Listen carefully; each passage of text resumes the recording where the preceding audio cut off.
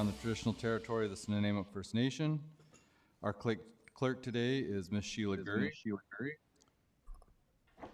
Today's Governance and Priorities Committee meeting will be held in accordance with the Community Charter and Council Procedure Bylaw 2018, number 7272. The question period sign-up sheet is on the table by the double doors to my left for agenda items only. If during the meeting any member of the gallery has a question regarding an agenda item, please write down your name and the agenda item on the sheet. Members have been granted the authority to join meetings electronically. Today we have Councillor Eastmere joining us electronically. And the first item on the agenda is the introduction of the late items. Sheila Gurry. Thank you, Chair. For late items today, we have the addition of 2 delegations for agenda item 6B3.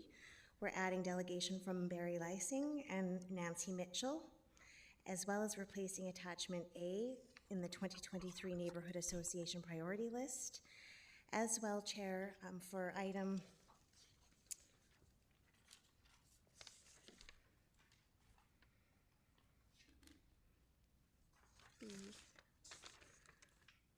6C, which is, or 6.3, which is Neighborhood Associations Engagement Event Summary and Priority Action Selection. As there are delegations for that, we were wanting to move it to be after 6A, which is Water Supply Strategy. So if that is okay with Council, we'd like to make that move so it'll follow Water Supply Strategy, and then we'll go into the housing reports after that.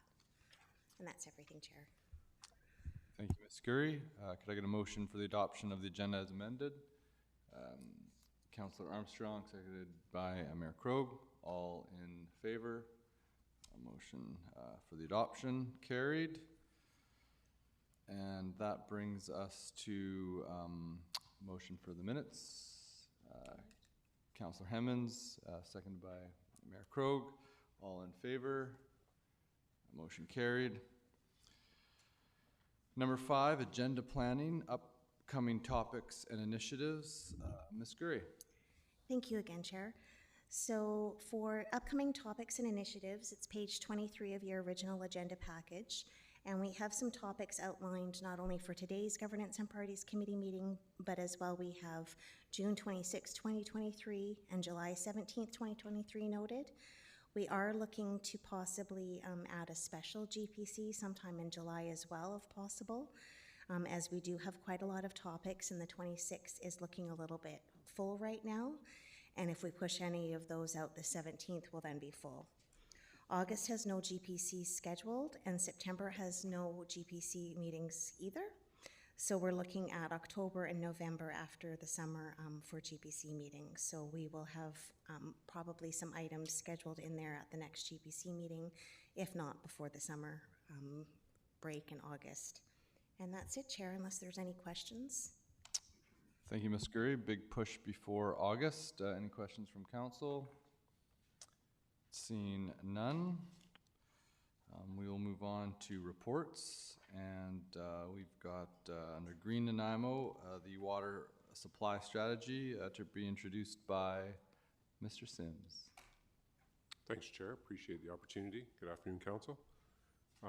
So just as noted, the water supply strategy has been completed over the course of about the same time frame as City Plan was being undertaken. It was done in support of City Plan and making sure that there was nothing going to be happening in changes in land use that would affect our water supply system. And really, this particular strategy that Mr. Squires led to conclusion is replacing the 40-year or 50-year vision that was undertaken under the previous water supply strategic plan back in 2007. So this particular strategy in front of you lays out a plan to continue to support population growth, continue to protect the environment, and recognize water as a shared resource among not only the environmental flow needs, but communities in the surrounding area. Some other cornerstones are to manage the aging infrastructure that we have under the water supply and the water distribution systems, improve the reliability of the physical components and redundancy to make sure that as Mr. Squire will describe, the backbone of the system is going to be is going to be resilient. And then lastly, it's thinking about and building resilience towards items like especially climate change and environmental challenges that we have. I'd just like to note that the value of the city's drinking water is about $1.5 billion to replace. That's about 30% of all of the value of the infrastructure that we use to deliver services. This is a big portfolio that Mr. Squire manages, and so he's very pleased to be here in front of you today. We'll be happy to take questions, and of course, we're arranging for a tour of the water supply infrastructure this coming week. Mr. Squire, welcome. Thank you, and thanks, Mr. Sims. Good afternoon, everyone. I think I'm missing one thing, is a fresh glass of water right here. Just kidding. So overall, just looking at it right now, the water supply strategy is basically an update. The previous strategy, it addressed water quality concerns, and with that, and it's hard to believe nowadays, just less than 10 years ago, our main source of water supply was the old #1 reservoir, which is full of water right now, and now we have a state-of-the-art water filtration plant. So with that, what we're trying to build is more of a resilient water supply system and looking at our core infrastructure. Thanks for the water. It's very good. So overall, what this does, it's a supporting document for the city plan, and it's to plan for continued population growth, help protect the environment, manage aging infrastructure, and build resilience to climate change and emergencies. What we had to do, first of all, with our consulting team is we looked at water demand and our population growth. So we adopted what was in the 3 scenarios for city plan and projected that out till 2061. What we also want to do is look at demand management. In the early 80s and 90s, water was very linear. We grew, so did our water demand. As you can see right now with this graph from the 1980s to current 2021, is our water consumption per capita is actually going down. We're actually using the same amount of water that we used in the mid-1990s with a population of 30,000 more. So that's very important when we're projecting and looking in the future. So demand management actually works, and that's up from universal water metering to full cost accounting. We've got tiered water increase, and also stage watering restriction also helps with bringing that demand down. We're actually lower than the federal water use as well as the provincial water use. So going forward, we've actually exceeded our target of 10% per capita, 10% reduction per decade. We've exceeded our 2035 target as well. So going forward, we asked our consultants, what is a reasonable water use? How much can we actually reduce per decade? And they suggested along the terms about 5% per decade, continuing on to 2061.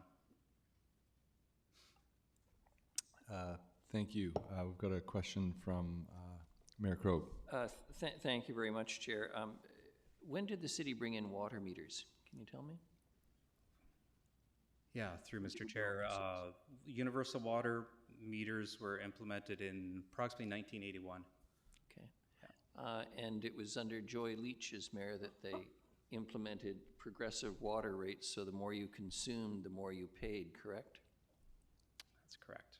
I'd frankly, forgive me, Chair, for indulging this, but Joy Leach was a friend of mine. She lasted 1 term, our only female mayor, and we are literally looking at saving tens and hundreds of millions of dollars of expenditure because of that very progressive, forward-thinking change that met with incredible public opposition. So I just want to pay a little tribute to Joy Leach today for looking into the future and doing the right thing for the people of Nanaimo. Here endeth the lesson. Thank you. And her council. And her council. Mr. Chair, if I can just add to what His Worship said, that's the notation on the graph you see where full cost accounting was implemented, and that was in the early 90s at that particular council term. and it had a dramatic effect on shifting the burden from property taxes to water user rates, and we've continued to adjust that dial even to today. Thank you, Mayor Krogh, and yeah, big hooray for all courageous politicians moving good policy forward for the greater good. Mr. Squire. Thank you. So one of the big unknowns for us was the confirming of the new dam. Previous studies indicated it should have been actually implemented in the next 5 to 10 years. One of those pressures was climate change. We didn't know. Fisheries flow requirements was something that we had to look at as well. And then our consumption. So we asked our consultant to really look, first of all, look at our watershed yield. Currently, right now in our watershed, we have 52 square kilometers of catchment that goes into our primary Jump Lake Dam, which impounds approximately 17 million cubic meters of storage. That's enough to supply the city for 1 year. With that, the precipitation that we receive in the watershed is almost 3 times the amount that we receive in town. Knowing that, going downstream, we also have to look at environmental flow needs, and they're almost double what the city actually consumes from the watershed. So we looked at all the yield, all the demands from the watershed, and projected that forward. The big unknown to us too was the climate change, what we need to do. All models predict longer, drier summers, which we're in right now currently, and very intense precipitation during the winter. So as a water purveyor, that's very hard. We don't have the luxury of capturing that at a longer time during the winter time and then conveying it during the summertime. So what we're seeing is, if I may say, is a bulge of that seasonal demand, which is the outside water use, going into the March and October and November of each year, and we have less and less time to actually capture that water in the winter months. So we ran the model, and what this is basically a projection over time using a 50-year drought, back-to-back drought, using our normal environmental flow releases that we need to release down the river for salmon purposes, and a population of 2061, so almost 40 years from now. And what we found is we're dipping into our water reserves, very much like financial plans. We don't want to dip into reserves because we don't know what we need for the rainy day next year. So projecting that same model going forward, if we applied stage 3 watering restrictions, it actually avoids us going into that 30% water reserves for the next year. So water conservation does help. Just a quick question. The climate modeling that was used there, how, what type of scenario was the drought conditions? Like, was it sort of the conservative one, or like the worst case scenario, or the medium of the road scenario?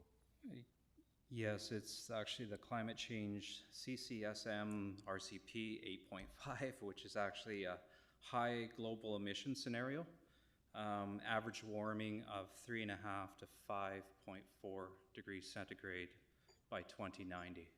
That's the climate change. Okay, great. Yeah, thank you. That's useful information. So the other thing we asked our consultants to do is kind of overlay what we have. This is a graph of the reservoir over time, and the top line is the actual reservoir level, and depending on the time of year, we know how much to release for fisheries flow and what stage of watering restrictions we need to be in. For instance, if you project the very top line, you can see on the top it's blue, this is last year. In October, it suggests that we potentially should have been in stage 3 watering restrictions. And this is after we provided pulse releases for fisheries flow in October and September of last year to help those rearing salmon migrate up the river. What the consultants found was if we did increase the reservoir size, there are drought years that the reservoir wouldn't fill because you just do not receive that precipitation. It could be back-to-back drought years. And there is sufficient size in the reservoir, in Jump Creek Reservoir currently right now, to sustain both extreme drought conditions with climate change while providing environmental flows for the next 20 years. So that's the good news that we received. And then, like I mentioned previously, that we need to look at climate change and potentially look at extending our watering restrictions into October, maybe the other shouldering season in the early spring as well. The other main findings was the 3 city plan growth scenarios do not have notable effects on required storage. And we asked our consultants to review our current 10-year capital plan, which included the accelerated Midtown project, and found that all projects and timing were justified. And they also noted that the Dukes Point supply main, we only have a single supply main going out, that there isn't any redundancies in there. So going forward, we need to look at that and mitigate what we need to have in place if we are to need a second supply main going out for more redundancies. They also recommended adding a second intake at the South Fork Dam and looking at seismic upgrades, because the dam, I'll show you in a later slide, that it's coming up on its 100-year anniversary. We also need to upgrade one of the original supply mains coming down from the South Fork Dam into the water treatment plant. We currently have 2, but that would be a complete upgrade for future growth only. And also maintain the booster pumps at Labio Pump Station. We don't need those as a result of building the Midtown supply project, but going forward with our emergency plans, it's a good idea to keep them in place. They also suggested treatment at the emergency pump station that we currently have right down in place by the Harmac Mill, to potentially add treatment there to avoid any boil water advisories. Councillor Armstrong. Just a question, sorry. Just gonna get your. Just a question on that. When we're looking at the new development, like in Sandstone and then also with the Green Thumb, should that stuff be gradually put in or all at once? Would that have an impact, or are we gonna have to build something further for the south end town because of that large development? Yes, through Mr. Chair, we currently have enough supply right now, but for redundancy purposes, they're recommending that we have a secondary source of supply. If anything did, if we need to take it down for operation and maintenance purposes, we would affect all those people that were on that line. And has that secondary supply been identified, and is there a cost attached to it yet? We don't have that. That's a 20-year horizon, and it's more growth dependent. And would that be something that part of it could be passed on to the developer for costs? Mr. Chair, I can answer some of the questions too. For instance, on the south end supply, we've planned within the DCC bylaw or the upcoming DCC bylaw to have additional reservoirs to provide balancing storage for growth like Sandstone, or in the north end, some of the work that is going on right now with the water supply system and future planned reservoirs in the north end will help balance out growth like Green Thumb, as an example. And one last question. And does this take into impact our water agreement with Lanceville into the near future, or just for the time frame that the agreement's valid for? Well, it's just there was a maximum to that agreement, but it does. 25 years? Yeah. Yeah, okay. But Thank you. Thank you. So looking forward in our capital plans, currently, as you're aware, we'll be finishing up our Midtown Phase 1 and 2 next year. And then we can get on to our Towers Reservoir project, which was actually deferred to make way for our Midtown project. We'll be designing that. It's 95% design, it's shelf ready, and we'll be constructing it starting in 2025 over into 2026. The South Fork Reservoir Dam intake project, we want to look at that as soon as possible so we can identify what the issues are with the seismic constraints and get a good cost concept design in 2025. We'll follow that up in 2026, and we've actually deferred the construction to 2030, 2032 for the anniversary of the dam, and then when we actually have financial monies available to actually construct what we need to improve this, both the seismic issues with the dam currently right now and build a secondary intake. And then with following up on the Midtown Water Supply Project Phase 3, the design will start in 2032 and the construction will follow that in 2035 to 2037. And that would take on where we've left off at Labio Pump Station, follow the E&N alignment up to Rutherford Road, and the construction would include building a new reservoir on Vandernook, and that is 100% growth dependent. And I thank you for your time today. Thank you. Any questions? We have Councillor Perino. Thank you, Chair, and through you to staff. I'm just a couple of questions. I wanted to go back to something that Councillor Armstrong was talking about with Lanceville. Do we supply water to the entire community of Lanceville, or is it, because I see there we've also got Snuneymuxw First Nations as well, which is just passed. So I wondered what we do there. That's my first question. Yes, through Mr. Chair, we currently supply a portion of Lanceville, and it's all basically documented in the actual agreement itself of what we supply, how much we supply, and the duration of that supply. So there's the upper pressure zone and the lower pressure zone, and the agreement speaks to both how we supply. So we will someday back off, is that right? To sort of slowly back away from it and have them go into their own, is that? I believe the agreement itself right now is for the term is a 25-year term, if I'm not mistaken, and then it will have to be reviewed and brought forward to each council. Okay, and the next question, actually, I was just wondering about the actual water treatment method that we use. Is it ultraviolet or is it a combination? Or, sorry, now I'm getting into other areas, but I'm just... How much time do you have? I know. I'm just... It's membrane filtration. What is it? Membrane filtration. Is it? Okay. Yeah, it's microfiltration, nanofiltration, using membrane technology. And we have secondary filtration to bring it up to 99.3% efficiency. Great. Okay, good. Thank you so much. Thank you. Councillor Manley. Thank you, Chair. Thank you for the presentation. I have questions about the Climate Action Plan.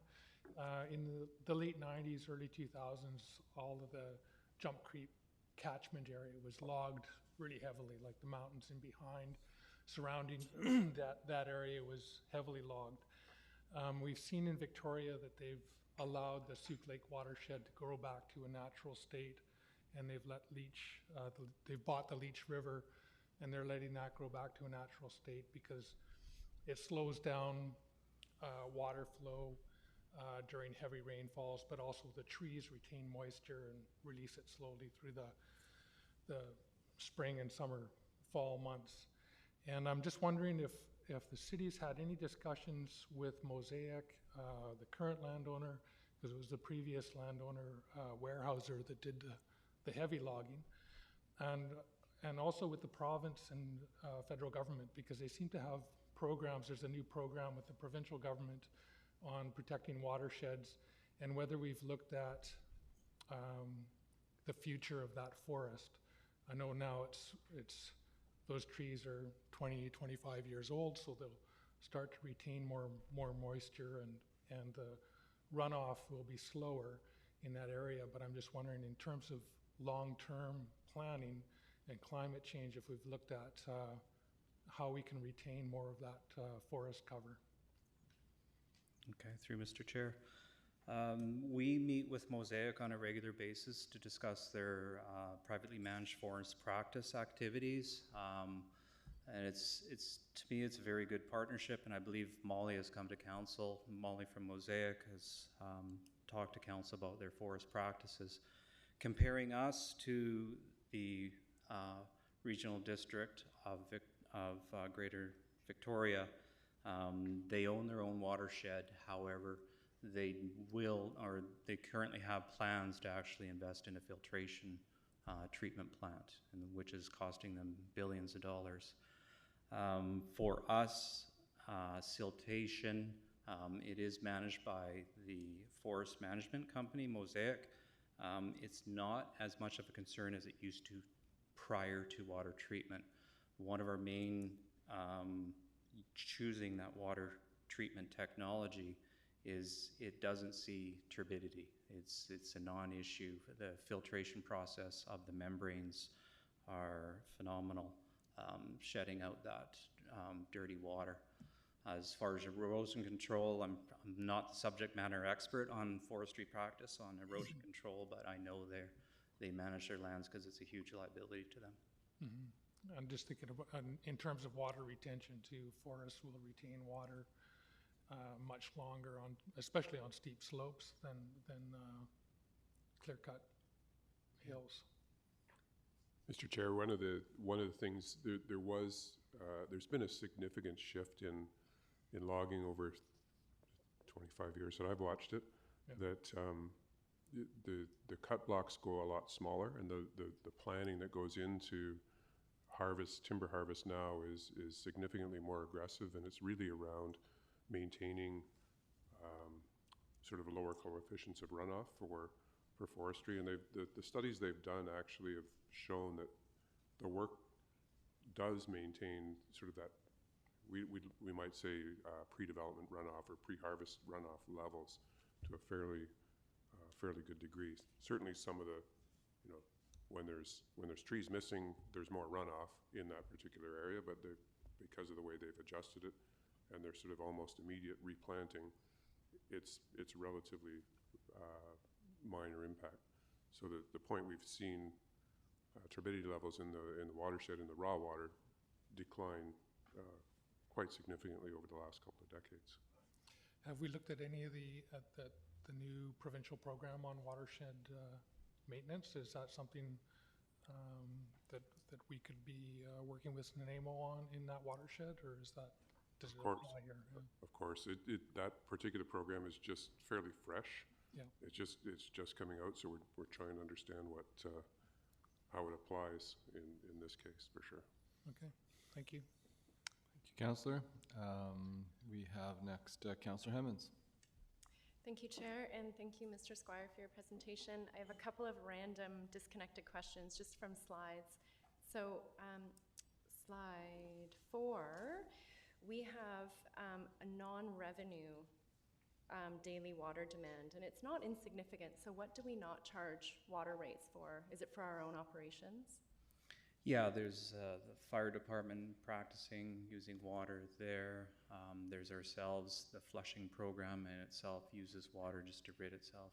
Those are 2 examples. Thank you, that's what I assumed. Several slides later, watershed yield, we're looking at determining the new dam and reservoir timing. And it says continue to pursue alternate source supplies. What does that mean? That's one of the questions that we've posed to our consulting team. We have one primary source, which is surface water, in one basket right now. Again, we're always trying to build resiliency in our water supply system and looking at another redundant supply system, for instance, the Cassidy Aquifer as a secondary source of water supply. And having us with the agreement that we currently have with Harmac puts us in a good situation right now to potentially in future have that as a secondary source of water supply. We currently have it as an emergency source that we can use, but we need to ensure that that source is potable, can be delivered to the community. Thank you, and I think you've actually just gone right into my 3rd and final question. Can you just walk me through the Harmac piece and why we would want to treat that water? Currently, right now, it's an industrial supply. The actual material types themselves don't lend themselves to the Canadian standard for drinking water. So the Harmac supply is year by year. They're currently building new infrastructure which is compliant with the drinking water guidelines. I believe they have another 10 to 20 years before that project is finished. There is, with that water supply, they have both an aquifer and a surface water intake, and depending on what they use, surface water intake, like we have currently right now, has to be fully filtered. So with certain types of aquifers, you can simply apply ultraviolet disinfection, and that gets you enough credits to convey that water for public use. Okay. Can I just reframe perhaps? The Harmac water is not currently potable, but the consultant is recommending that we make it so in future, so we have that as a redundancy in the water supply system. Yes, Okay. that's correct, yeah. Thank you. That's it, Chair. Thanks. Great, thank you. Just a real quick question then. So basically our current, other than having to, make some adjustments to new intakes, our current reservoir is sufficient, till 2060. Yes. Yeah, that was the big unknown. The big question was answered with that. Great, and then even if we did increase the size of the dam, it may not, during drought years, fill up any more than it currently would. It would. Yeah, depending on the severity of the drought, it potentially would not fill up. Okay, so there's a bit of a shift in focus then, not so much on making the dam bigger, past 2060, but looking at potential alternative, like new water sources. I think the shift on focus is more we need to water conservation. We know that it works with a 5% reduction per decade. We may be in a completely different scenario 40 years from now, saying we're good for another 20 years potentially. The more we can defer that heavy infrastructure, the more savings we can put. But we'll also continue to explore other water supply sources. Every 10 years we try to look at this, right? The same with our community plans. 50 years, what this community looks like can be completely different. Maybe interconnected with other jurisdictions. We're currently in a very good situation with our water supply for the city, thanks to the many efforts of good forethought. But going forward, there might be in a position for us to become more of a purveyor for neighboring jurisdictions, which was always the vision of the Greater Nanaimo Water District. Great, thank you. And finally, just with the proportion of asbestos pipe that we currently have in the ground, there's been a bit of concerns that they're, failing a little bit earlier than expected. Like, what percentage of our main supply is still the older asbestos pipe, and has that now been factored in, that we might have to be replacing things a little bit quicker? Or yeah, asbestos pipe is more in our distribution system, so it's carrying on from our reservoirs.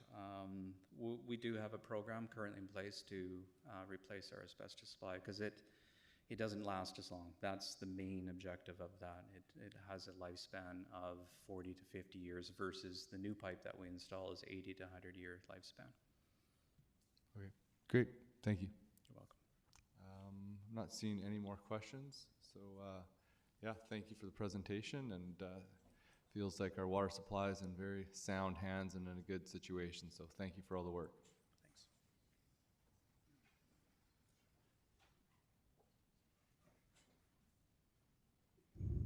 Just a reminder, Chair, we're going to go to the neighborhood association engagement event summary. Thank you, yeah. Next item is the Neighborhood Association Engagement Event Summary and Priority Action Selection, and introducing that will be Mr. Lindsay. Thank you, Mr. Chairman. Good afternoon, Council. This is a follow-up, of course, to the April session that we had with neighborhood associations. So we wanted to come back to you with a summary and an update on certainly what happened on that evening and what we've heard. I know you have a couple of delegations on this item, but I'll first turn it over to Mr. Schulberg just to give you a brief introduction on the report. Thank you, Dale, and thank you to the chair. I'll just do a quick rundown of what's contained in the report before you on the agenda. The purpose of the report is basically to provide a summary of the neighborhood association priority actions identified at the neighborhood association engagement event held on 2023 April 26th, and seek direction with respect to considering these actions to be added as an attachment to the draft integrated action plan. Basically, city plan encourages engagement with neighborhood associations and specifically council hosting an annual engagement opportunity to hear the collective priorities of neighborhoods. For this event, on April 26, 14 recognized neighborhood associations were invited to attend and provide priority action input on behalf of their respective associations. For discussion purposes, the neighborhood associations were grouped into 5 breakout discussion tables with a staff facilitator at each. The objective of the discussion was to identify each group's top 3 neighborhood priorities and then a key action for addressing each a priority that could be added to the draft integrated action plan. Based on discussion which occurred at the event, these priority actions have been summarized in attachment A of your report, of the report. Of the 40 priority actions identified, many were restatements of previous priority actions, while a number were also new actions. For many of the proposed neighborhood association actions, there is already a related action in the library of the Integrated Action Plan, which is shown in column 2 of the table in attachment A. Should these priority actions form part of the Integrated Action Plan, staff will work to review and address the priority actions identified by the neighborhood associations within a 4-year period to consider inclusion into the city's capital plans, budgets, and department work plans. Effectively, what this will do is ensure that these actions are on the city radar as far as consideration for future implementation. I think on that note, Dale, I conclude my introduction to the report. Great, thank you very much. Any questions from council? Your name's on there. Okay. Would we take the delegations? So we have a few delegations, and first would like to call up folks from Barry Lysing.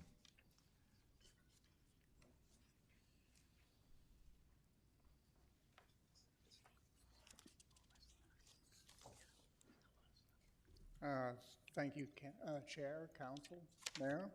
I'm with Stevenson Point Neighborhood Association. We were excited to finally get a long-standing action placed before Council for approval, which is some improvements to pedestrian mobility on Stevenson Point Road. When the attachment A came out on Wednesday, we found that it didn't accurately reflect what had been settled upon on the evening of April 26th. So since then, I believe an addendum has been developed. I haven't seen that.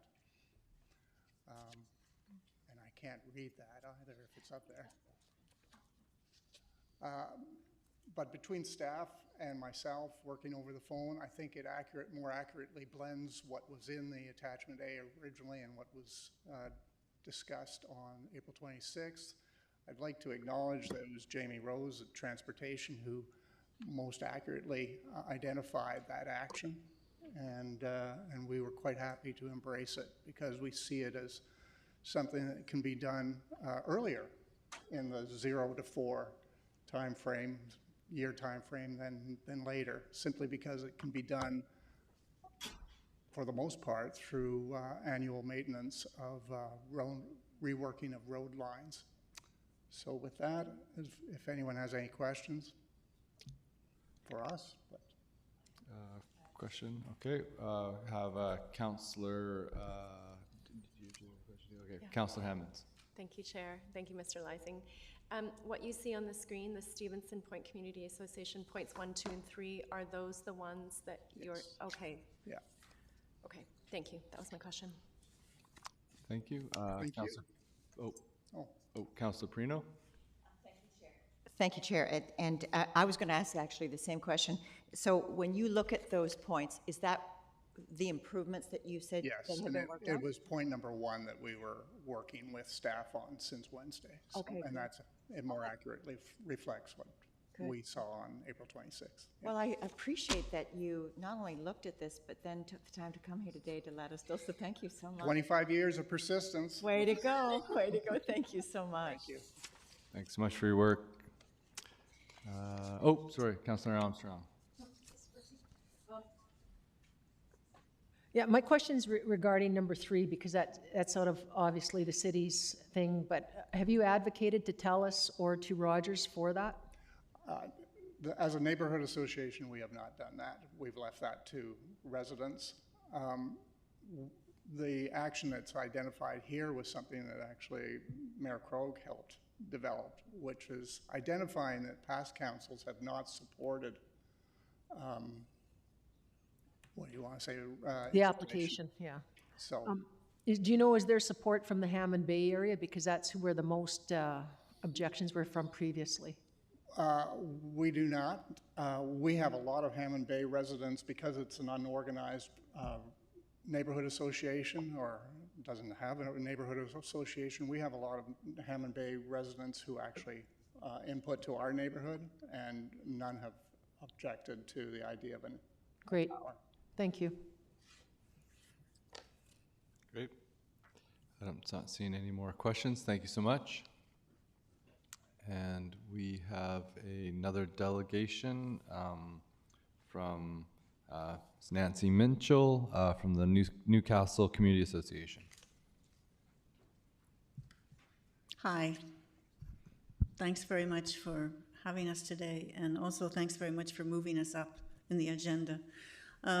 Stevenson Point obviously is very happy. I want to congratulate Barry for, after 20 years of work, getting something in the plan. Newcastle, unfortunately, isn't so happy. And I wouldn't mind if staff could put up page 4 of the proposed priority actions. I think I emailed to all the councillors and said that at the April 26th meeting, we had presented 3 priorities, and within those priorities, there were a number of related actions. What actually has been presented here is a lost in translation of our priorities. And I think we would really prefer that you went back to what we had actually submitted to the city, what was actually discussed on April the 26th, and what is present in the city's own piece of paper that was distributed at that meeting, which means we have 3 primary priorities. One is Stewart Avenue. Second is neighborhood security and personal security. And third, which isn't even on here, is promotion of our neighborhood in terms of heritage and archaeological and architectural relationship. So staff indicate that they cannot change page 4 unless you give them direction to do that. So we would prefer to see our original priorities. I think they can squeeze into the amount of space that we have available. There's obviously only a few actions under Stewart Avenue. There's a lot of actions under the neighborhood safety because it's a very holistic approach to providing neighborhood safety and security. And it's not just planning issues, it's also economic development issues, and it's bylaw-related issues. So that's why we have so many related actions underneath that particular priority. So we would really prefer today if you would say to staff and indicate to them that please go back to our original priorities. These are our neighborhood priorities. We didn't write this, we wrote something else, and we'd like to see what we've actually written and approved by our membership in the document. We're very happy to see that these are going to be attached to the city plan so that we can all see what the neighborhood priorities are. But we would like them to reflect the priorities as we stated them. What you do in column 2 is up to you. That's your job. And I think even when we talk about related neighborhood security, you'll also find some things in the plan that can relate to that kind of activity. So what we're asking, if changes aren't made today, I'm going to have to come back on council. When it comes back to council, you'll have to listen to us again, and I'll bring more support with me, and they happen to be out of town today. Everyone is. So it would be really in the interest of everyone if we could go back to our original priorities, which I have sent to you and which staff have, and put those in place of what's actually written here. Because these are encompassed within what our priorities are, but they don't reflect what we submitted to the city in April. Thank you. And I've got a few questions here. Councillor Armstrong, are you still on the list? Yeah, thank you. I certainly agree. I have no problems making that motion after at the appropriate time to put the 3 in, and I've captured it as I'm going to change it a little bit because Stewart is out of our control. It belongs to Modi. So for city staff to work with Modi to look at if there's improvements that can be made to Stewart Avenue, that would be my one motion, Ms. Gurry, for that part. And then neighborhood safety, we are looking at creating a community safety committee, and that would be a place to go with some of those concerns, but obviously to work with that. And same thing, to work with promotion as a heritage community, working with Mr. Scholberg's place. But my question is, when it comes to the issues on Stewart Avenue, has anybody reached out to Modi from your neighborhood association to work with them? Or, because my experience when I was working with Brecken Hill is that they're not interested in these areas because they're not considered priorities for the rest of the province, where there's lots of accidents, injuries, et cetera, which is how they're prioritizing it. Right. We've certainly talked to them about the crosswalks, for example, and the crosswalks, as I understand them, are only light lit at the moment. I think that Ministry of Transport did put in the capability for push button and flashing, but they don't feel that the amount of pedestrian traffic going across the street is sufficient to put in the flashings. So we have a little conundrum here because people don't want to cross the street because it's unsafe, and therefore we have less pedestrian traffic than's required under the standards for the provincial government. So we're contemplating having major community action about walking across the street to get those pedestrian numbers up so that they can actually have push buttons to the crosswalks instead of just light. But it's one step at a time. Stewart Avenue has been in the city plan and in the neighborhood plan since the year 2000, I think, if not before. So it's a question of what we can do with Modi and what we can actually accomplish that makes it a bit safer. Maybe a few bump outs that's required at some key intersections so that you've got people that have less space to walk across the street. We're not looking at a Metro Drive approach to Stewart Avenue. Maybe there are some certain traffic calming things that could be undertaken that Modi would be happy to do and that wouldn't interfere with the ferry traffic. Essentially, it's a parking lot 2 or 3 times a year, and the rest of the time it's 60, 70, 80 miles an hour down Stewart Avenue. Thank you. Thank you. Councillor Hemmens. My question is for staff, so I'll wait. Thank you. Councillor Perino. Well, thank you, Chair, and actually, similar to Councillor Hammond's, my question is also for staff because the issue is, when we're hearing you, Ms. Mitchell, and I remember your email, and I remember that night, I'm just wondering why it was changed. And I think that's an important question for staff while Ms. Mitchell is here, because I think there are always reasons why, our staff are so incredibly efficient and there are reasons why they work things the way they do.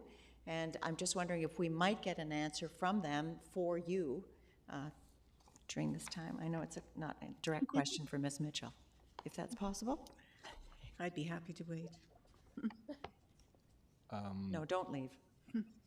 Yeah, is it appropriate for staff to respond to that, or should we just wait till we've got final questions? We'll just wait till questions here. Hang tight, though, Ms. Mitchell. We'll get some answers. Thank you. Good, great, yeah. As Mayor long as we Krogh. go back to what are our priorities as opposed to staff's priorities. Thank you, Mr. Israel. Mayor Krogh.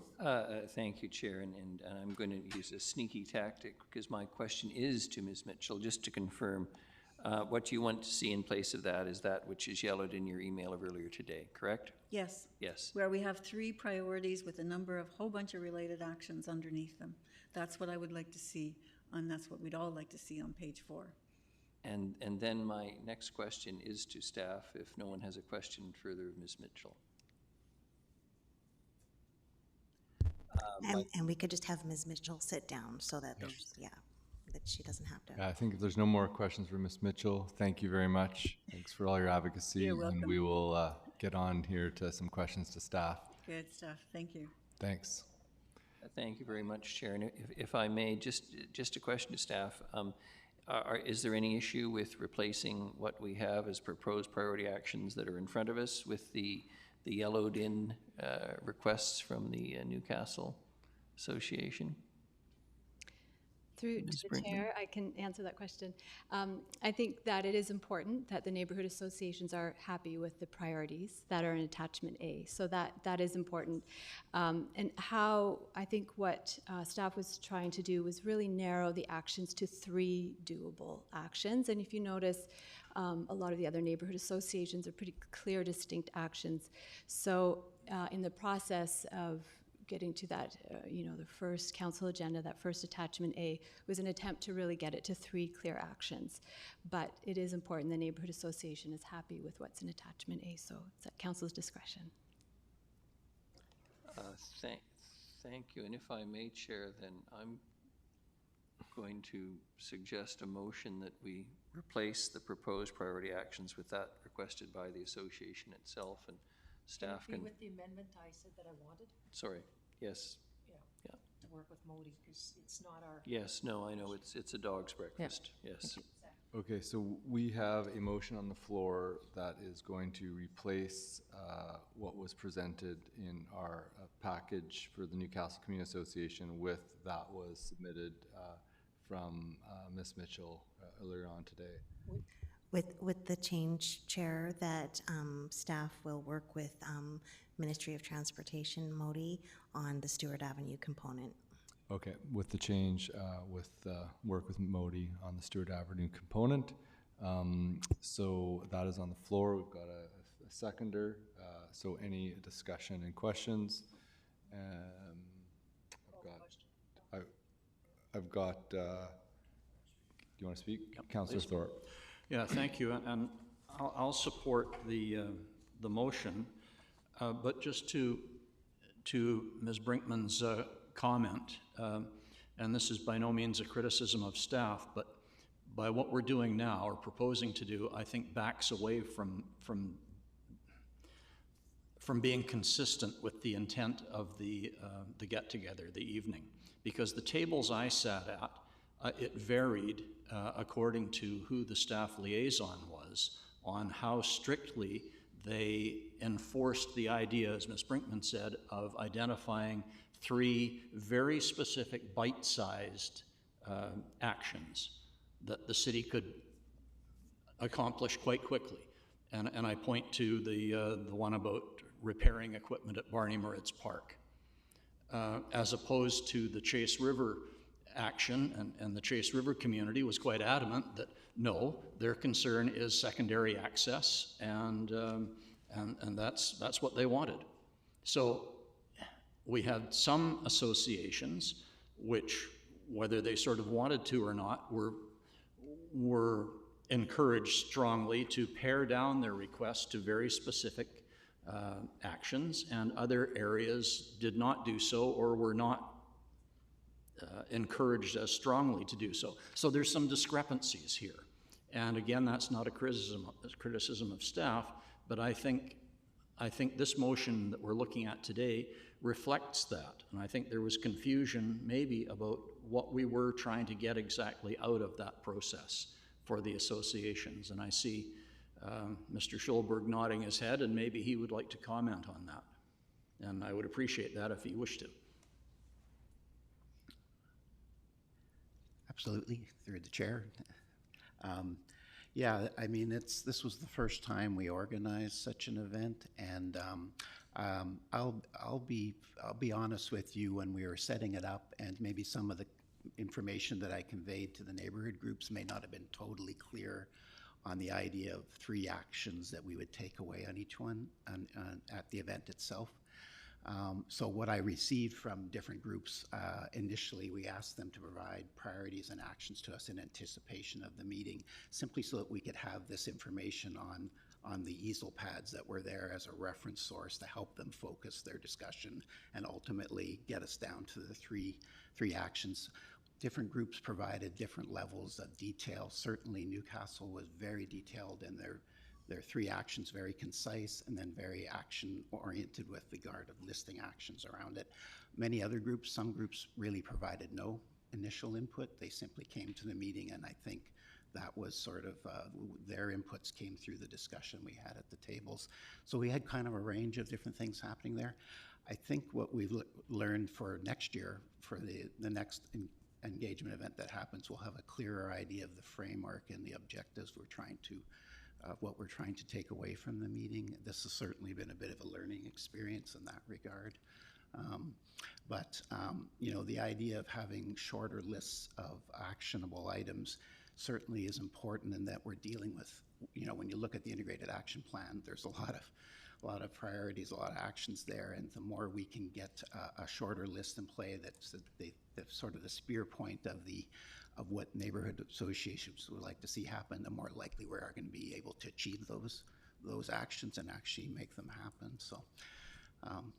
So yeah, it's a bit, there was a bit of, definitely I have to admit, I've heard from a number of neighborhood groups, there has been some confusion on the question of what we were trying to take away from the meeting, and that we should certainly be a little clearer with that next year when we have the next events.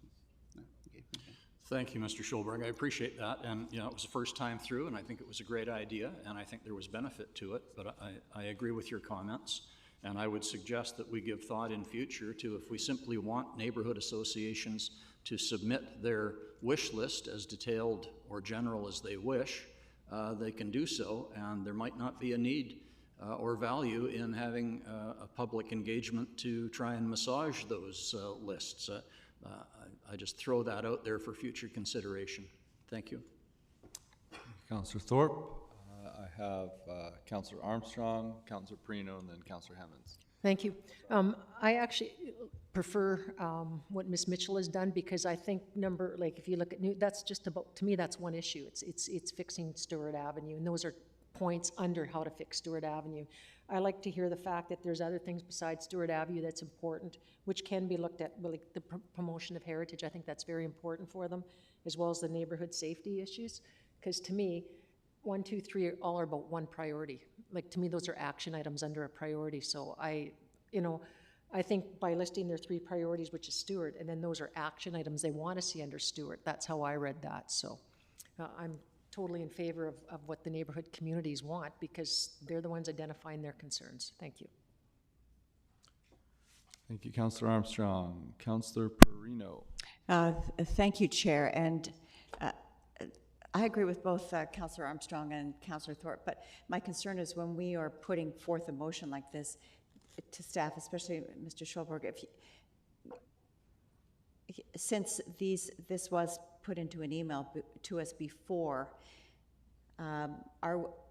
going forward, if this motion passes today, and I'm certain it will, is it doable? Because I understand what you're saying, you're trying to be succinct and short, and is this going to throw you off by having these put the way they are if we vote for it? I mean, there's no use putting a motion on the floor that you can't follow through with, so that's why I was concerned. I think we'll do the best we can to work through the items. I know you will. I know you will. And we'll see how we do how it looks 4 years from now, they're probably, in an ideal world, we would be able to at least address, if not act on each of these issues. Some we may find we can't actually complete for various reasons, or they're actually being completed through another project, the city and that kind of thing. Okay. So, this is an iterative process going from year to year. We'll have check-ins every year with the neighborhood groups about this, the progress or status of these different actions. So we'll do our best. Yeah. And you talked about the confusion and so forth. The very fact that the night was there, we had a great crowd. We had, got to meet lots of people. I think the confusion will straighten itself out over time. I thought it was a great first step. So I'm very, very pleased that the work was done, and congratulations, you did well.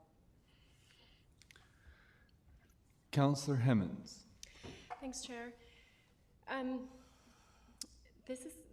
going to support the motion, but I find this troubling because I don't know if the other community priorities were edited by staff as well, and if other community associations are then going to come forward with edits.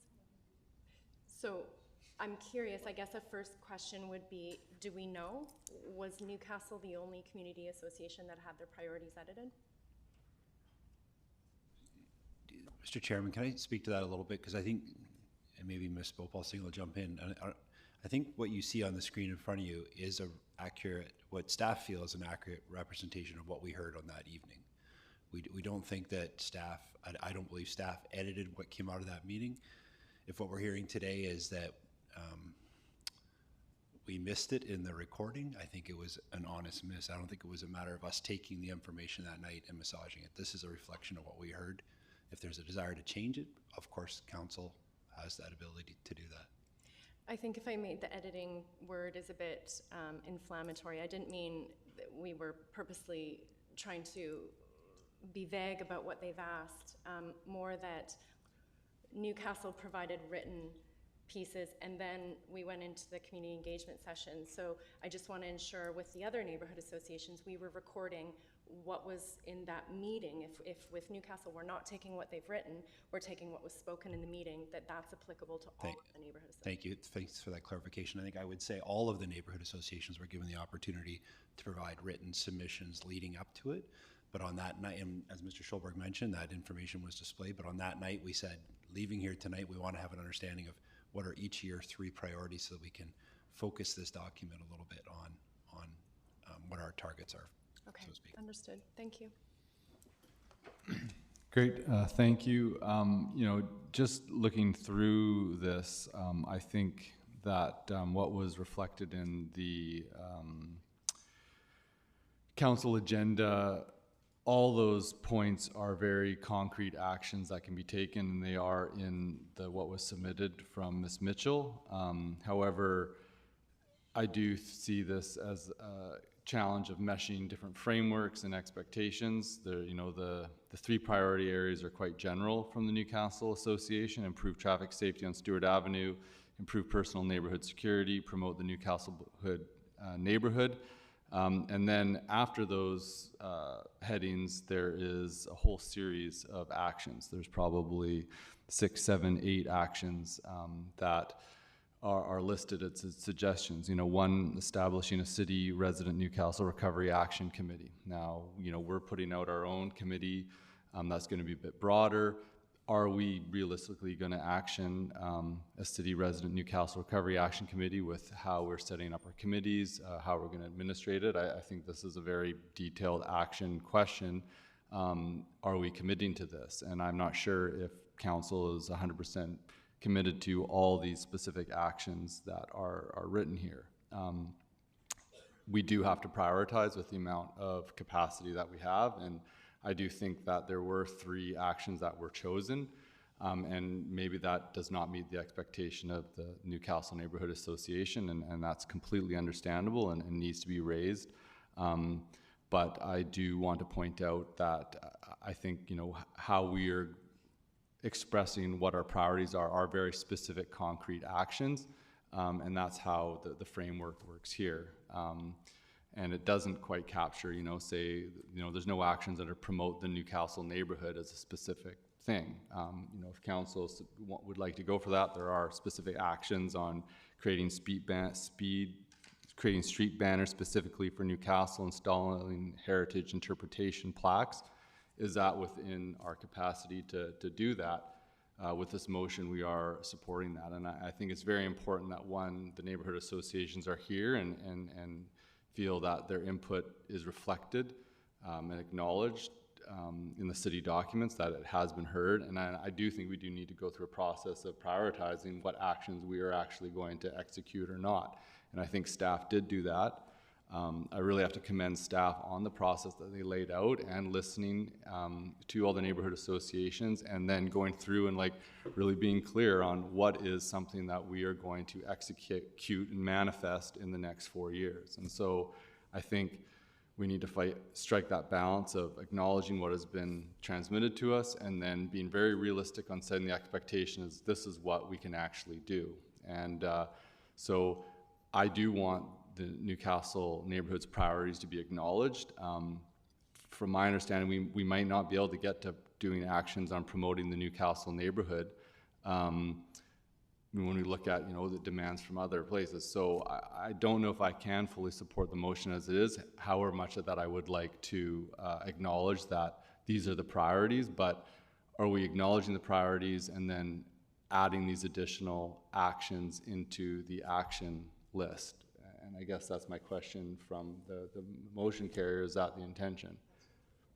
Okay. Councilor Armstrong. Oh.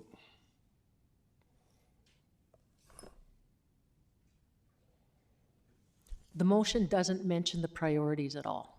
The motion is only about work with Modi on Stewart Avenue, work to address community safety issues, and work to promote it. It's got nothing to do with the priority items that were mentioned by Ms. Mitchell. Those can be included in the work plan, but that's not what the motion said. The motion says specifically to work with Modi to address concerns on Stewart Avenue, to work to promote the Newcastle neighborhood, and to work with community safety. Chair, through you to Councillor Armstrong, I agree with that was the wording. It's just, it was priorities and not actions. So you were saying the priorities weren't listed at all, just the actions? Her priorities were not listed in the motion. The motion only listed to work with the community. It did not list. I believe Ms. Mitchell was talking about the first column, which is the priorities. Yeah, no, but what I'm saying though is we did not list that in our motion. Okay. Yeah, the motion does not speak anything about those priorities that Ms. Mitchell has done in her letter. That's not there on any place in the motion. It doesn't mention any of those comments that Councillor Giselbrecht just spoke about. It only mentions. Okay, and I thought you were talking about the actions. I thought No. Councillor Giselbrecht, the chair, was talking about the actions under the priorities. So And we're not committing to that. We're only committing to the priorities that we identified. So No, it's whatever staff develops as their priorities. It's and taking that into consideration.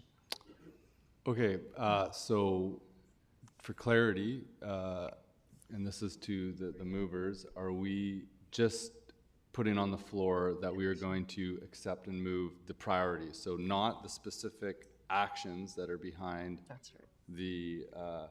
the wording, but just the Mayor Krog. Thank you, Chair. You're gonna have to go to list, just touch my mic. Thank you. Thank you. We're talking about, it's fairly clearly laid out in Ms. Mitchell's email, yellowed and highlighted, and that's what my motion is, subject to the change that Councillor Armstrong recommended. We're talking about what they want, they see as proposed priority actions from their perspective as the neighborhood association. How we respond to that and how staff will deal with it will be up to staff and what we can manage in the next year. So I'm not minimizing the importance of this. It's brought Ms. Mitchell out today on behalf of the association, but I think we may be overthinking and over-talking this with respect. Councillor Manley?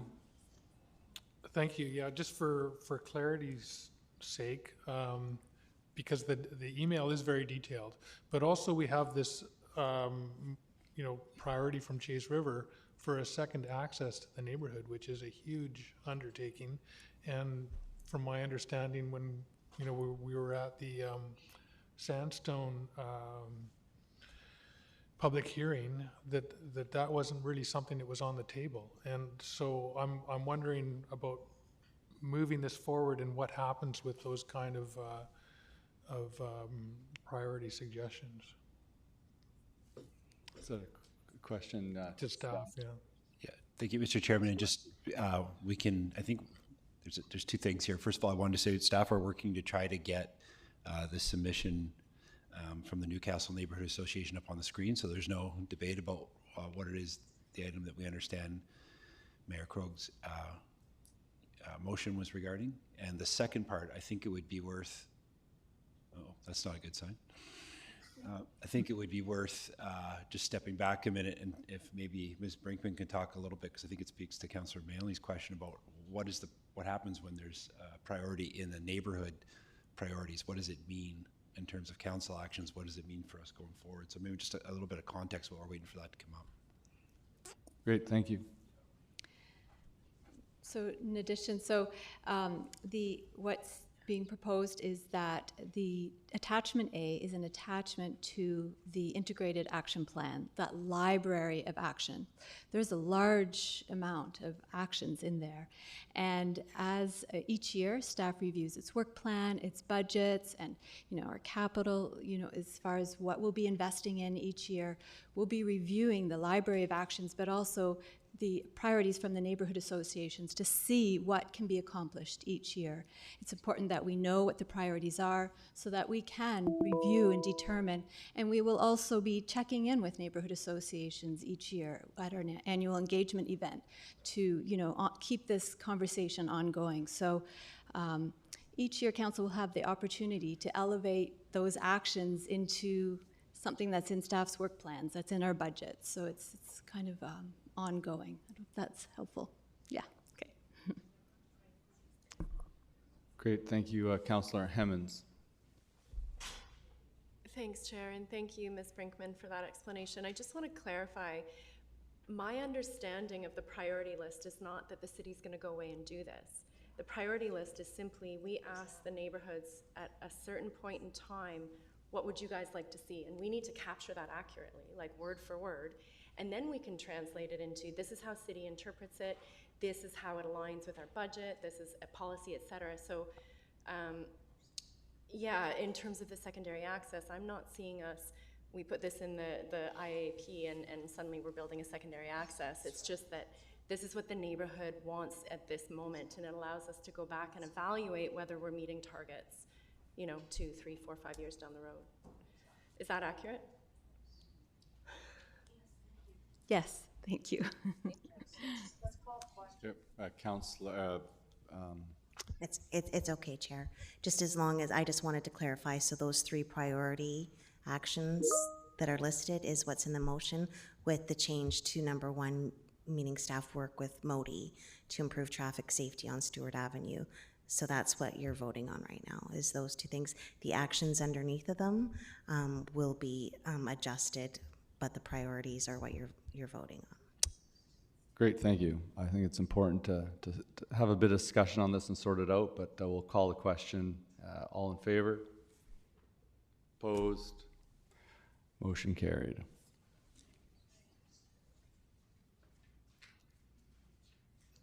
Chair, there is still also the main recommendation for the report for the remainder of the priorities. Okay.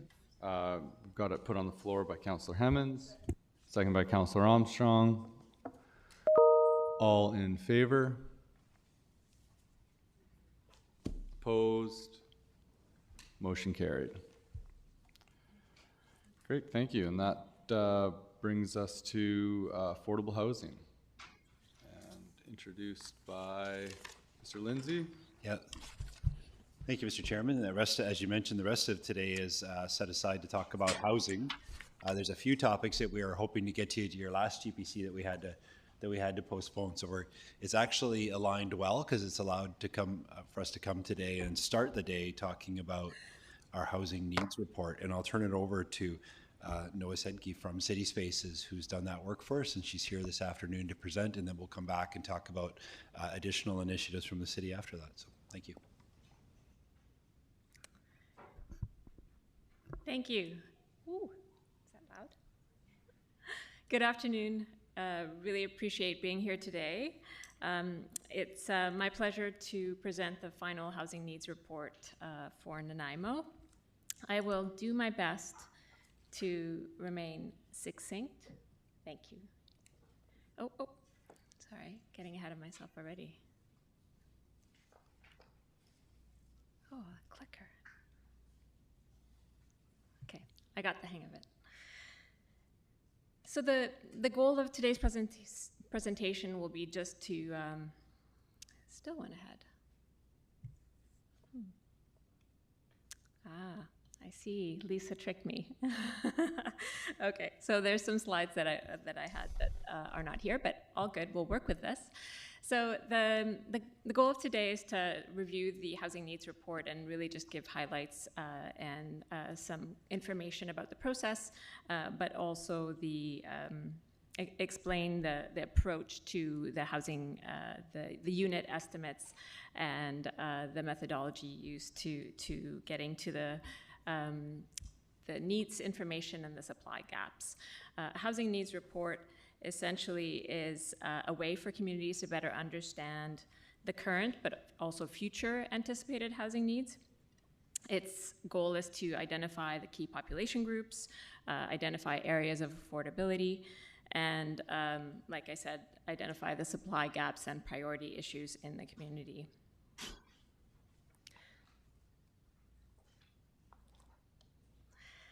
So as of 2019, the provincial government introduced legislation that requires municipalities to collect data and analyze trends and present these housing needs reports. As noted, they describe and present the current and anticipated housing needs. And they're really key for developing a housing strategy or action plan. And also, as you'll see with the agenda items that follow this one today, they're a really great foundation and really core to guiding development of housing policies and regulations. It's expected that municipalities will update their housing needs reports every 5 years.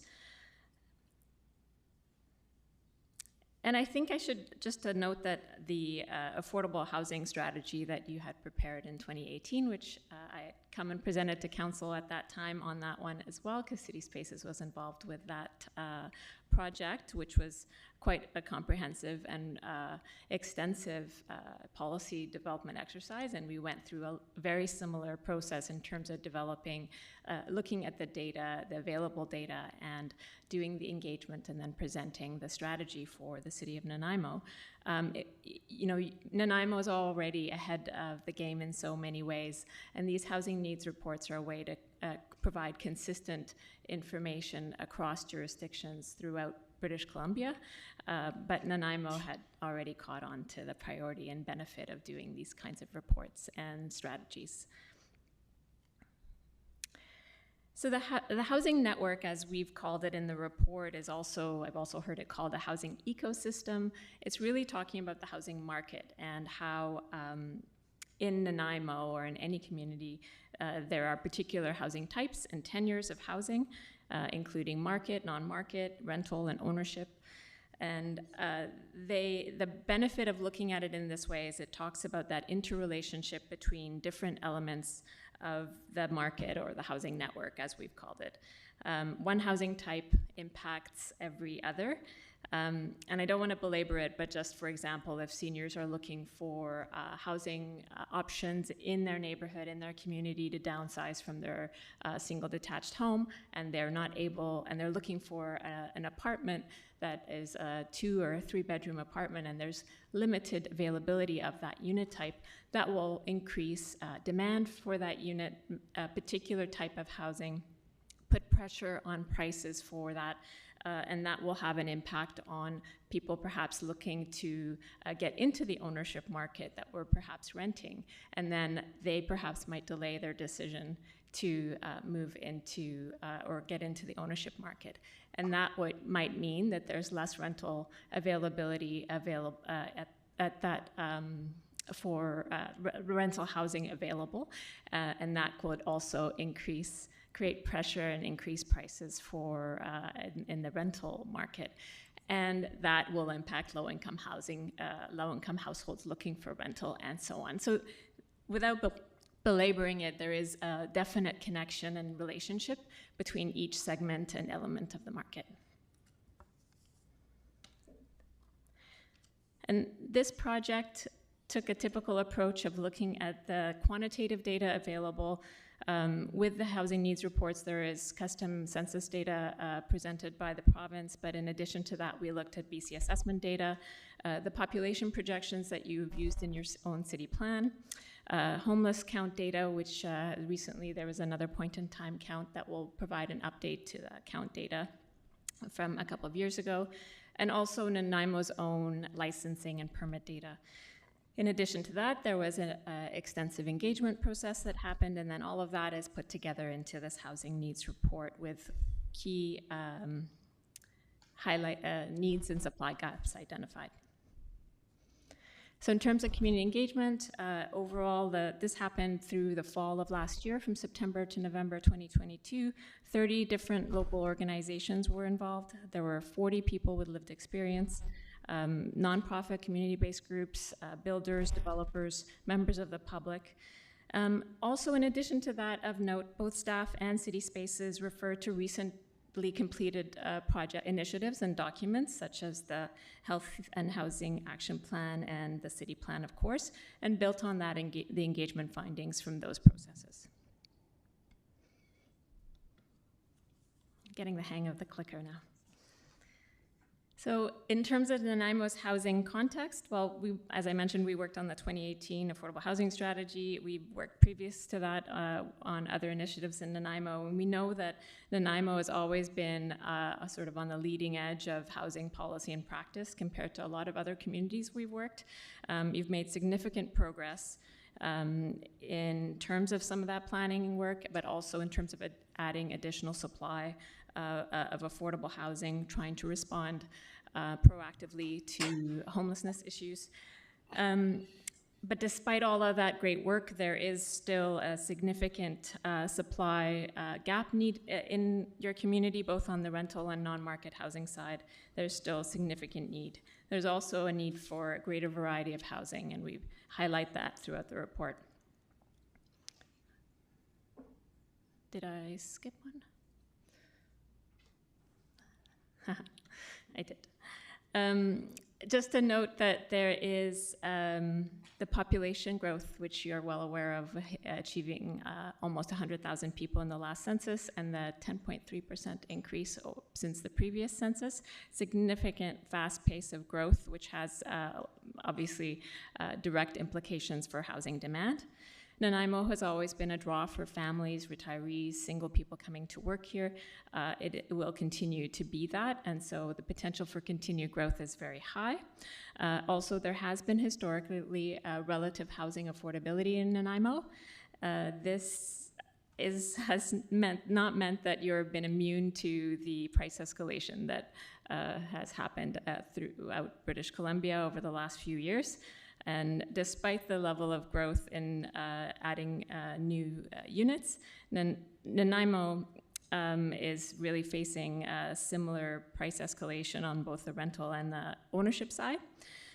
And I think one thing to note is that Nanaimo is not a developer and not able to directly address the supply, but is very much an enabler and a partner. So we can confidently say that that level of collaboration and partnership is going to be key for addressing the shortfall in the future. And just to highlight what I was just saying in terms of price escalation, over the 5-year period from 2017 to 2022, there was more or less a doubling in prices across detached homes, apartments, townhouses, very dramatic shift in prices. And similarly, on the rental side, there was, in that same time frame from 2017 to 2022, you can see there was a 50% to 100% increase in rents over that 5-year period. And needless to say, incomes, household incomes have not increased at that same level. So noting the supply side on the rental housing side in particular, this is completions data for the city of Nanaimo. Really, most of the purpose-built rental housing in Nanaimo was built in the 1960s and the 1970s. But between 1991 and 2021 or so, rental housing really made up about 29% of completions. So the majority of new completions, new stock being added, is still largely on the ownership side. That proportion is shifting. If you see the green part of the bar graph there has been a shift towards a proportionate increase in rental housing being built. And this is obviously going to be helpful, but it's still not enough to make up for the historic shortfall where we were building very little rental housing in the 90s and the 2000s. And in terms of distribution of housing across the different types, half of Nanaimo's housing units are in single detached homes. The split between apartments and ground-oriented units has more or less remained stable over the past 10 years. So you're seeing the same proportion of ground-oriented to apartment units in your community. The main change that's happened is you've got a large increase in secondary suites, and that's a notable shift. But in order to address the increasing demand for rental housing and the demand for a variety of housing types, diversifying the stock will be an important priority. So core housing need is very much one of the elements that needs to be addressed in every housing needs report. So important to take a moment to explain it, and it has relevance as well when we talk about the estimates later on. So it's a metric prepared by Statistics Canada, and it's used to estimate housing need. And it's a derived statistic that takes into account suitability, adequacy, and affordability. Got a question here from Mayor Krogh. Thank you very much, and appreciate the presentation so far. You know, the language is used all the time, but I'd like to understand exactly what it means. Unaffordable, everybody gets that. You know, the benchmark's 30%. Unsuitable and or inadequate. Yep. What generally does that refer to? And I'm going to pull the old man thing out and say I was raised in a nice home that my parents owned, but there were 3 boys in one small bedroom, and it was perfectly adequate for the time, and nobody complained about it. My sister had her own bedroom. I suspect the standards have changed, though, and that's what I'm driving at. Is the expectation around what is quote unquote unsuitable or inadequate? Where does that kind of fall? What's the understanding of the language? Through Mr. Chair, that's a great point of clarification. So in terms of adequacy, maybe I'll put this back. So in terms of adequacy, they're talking about the condition of housing. It's a question asked as part of the census in terms of whether buildings are in need of major repairs or minor repairs, so that the condition piece is addressed that way. The suitability is about it's a crowding question, crowding element of the core housing need, and the reference is the national occupancy standards, and I believe those have not changed in decades and decades, probably the same as when you were around, but now it's the measure by which we're using to determine if people are living in crowded conditions or not. I'll have to say, though, as a development consultant working with nonprofits and working with societies trying to house people in this current market, it's that the national occupancy standard is increasingly less relevant to how we live today. And at least BC Housing is looking at reconsidering using that as a reference point. It's very difficult for new immigrants to fit into that box. But that third element of affordability, which is that households' spending on housing is no more than 30% of their before tax or gross household income, that is sort of a prerequisite. So whether or not you have one of the other elements, you would not be considered to be in core housing need if you didn't hit that affordability threshold as well.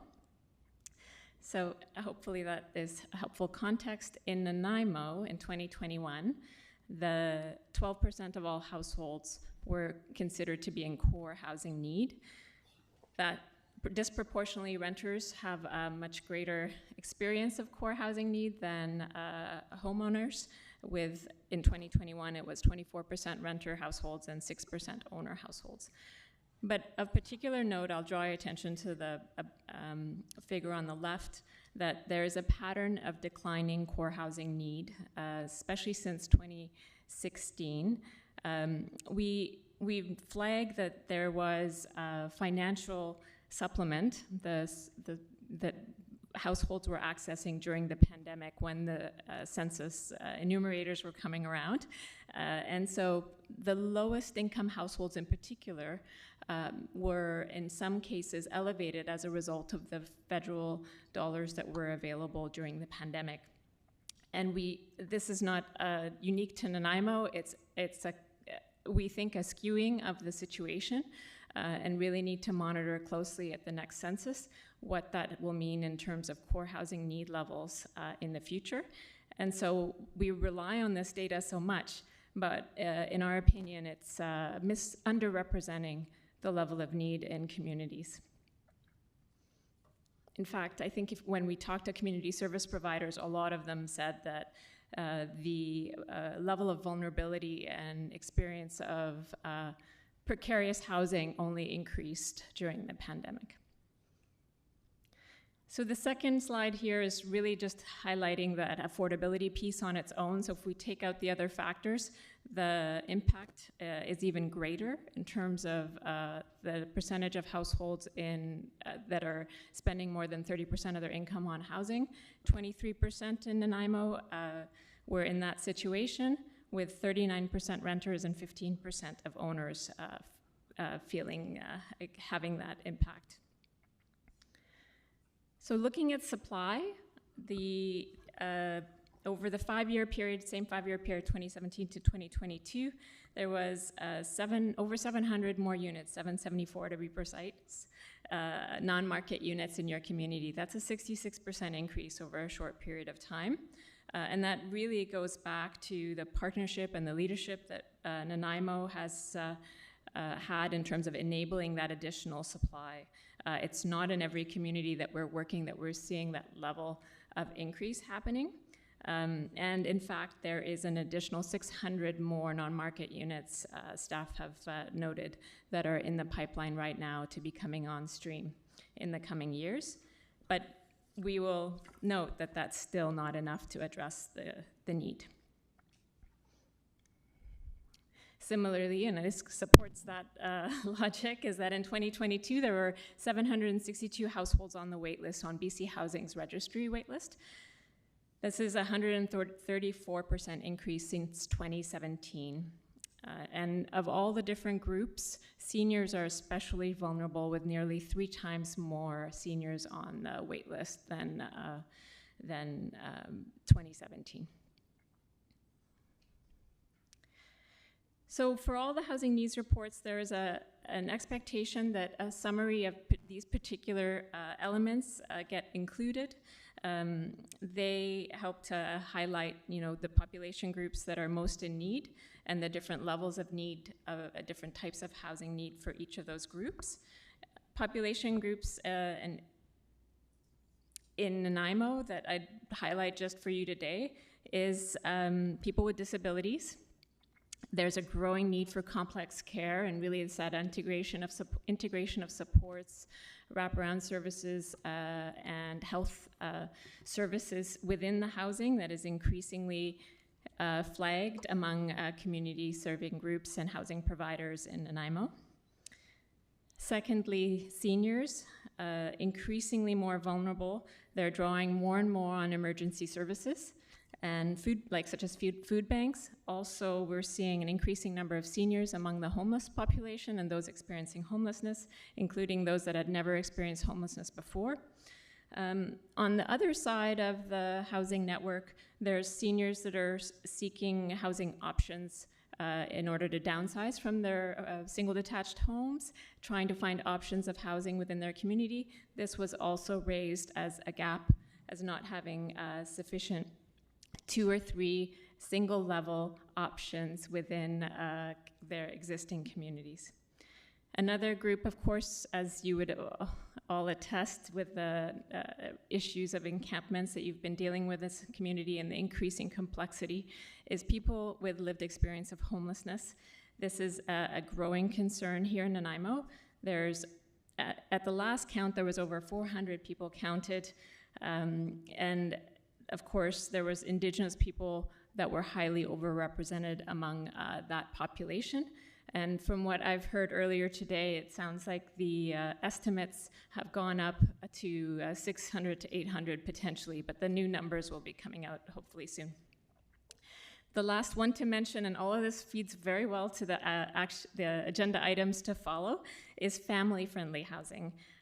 Repeatedly noted by many different providers and groups, and in the discussions we had, we're having the larger units, 2 to 3 bedrooms, in a variety of forms, from the ground-oriented houseplexes, as we call them, to apartments, is very much a priority need in your community.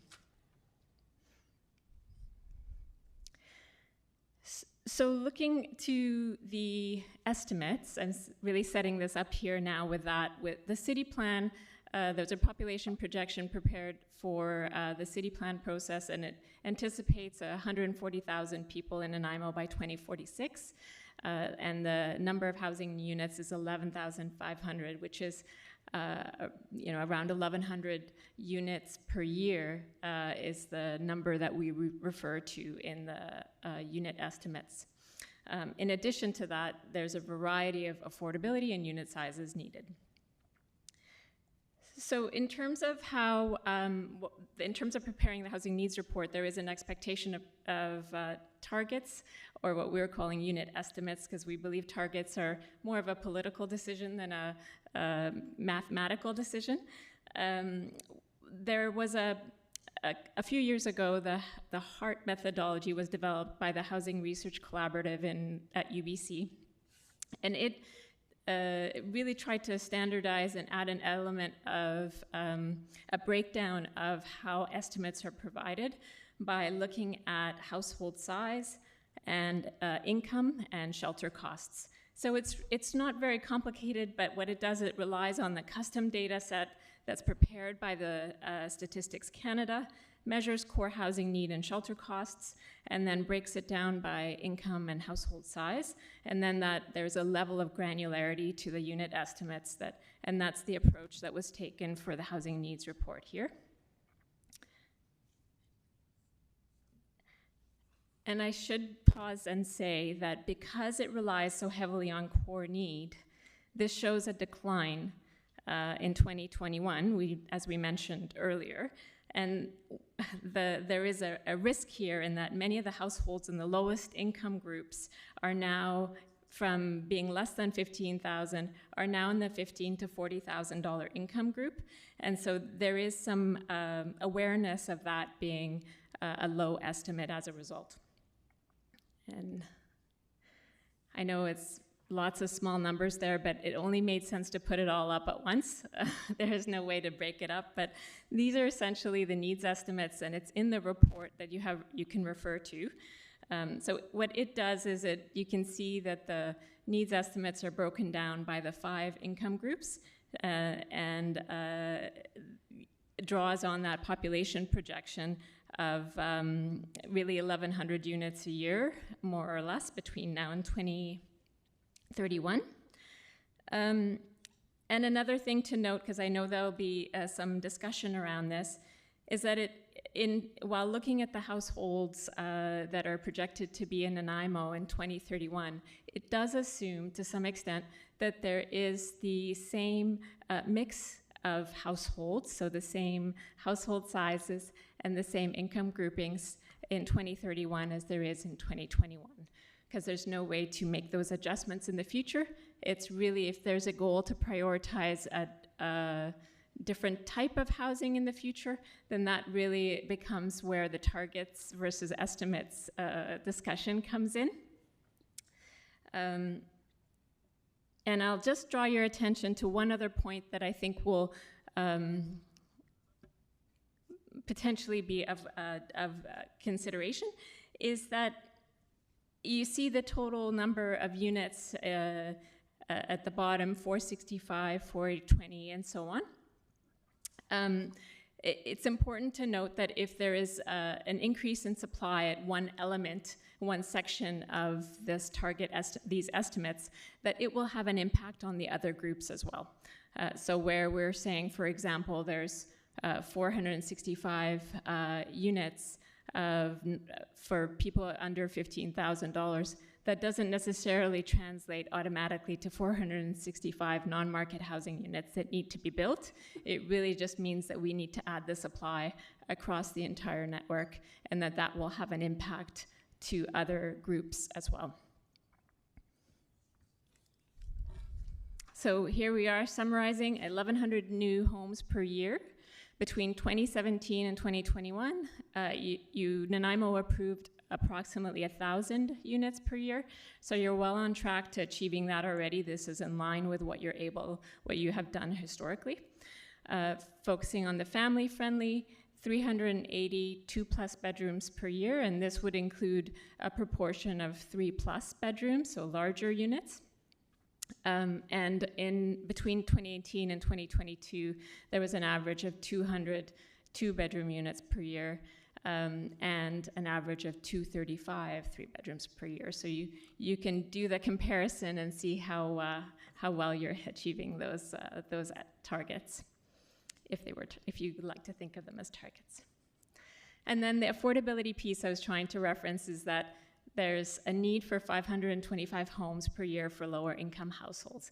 And that doesn't necessarily mean that you're building non-market housing every year at those levels, but that you're addressing every aspect of the supply, especially adding more rental units to free up the affordable spaces for the lower income households and to keep the rents down at affordable levels as well.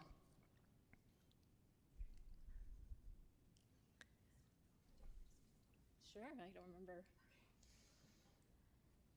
I did make a couple of modifications to the presentation, which we had a miscommunication about. So I will speak to figure 19, which really shows in the green the total building permits issued for residential units in the city of Nanaimo. So you can see from 2011 to 2021.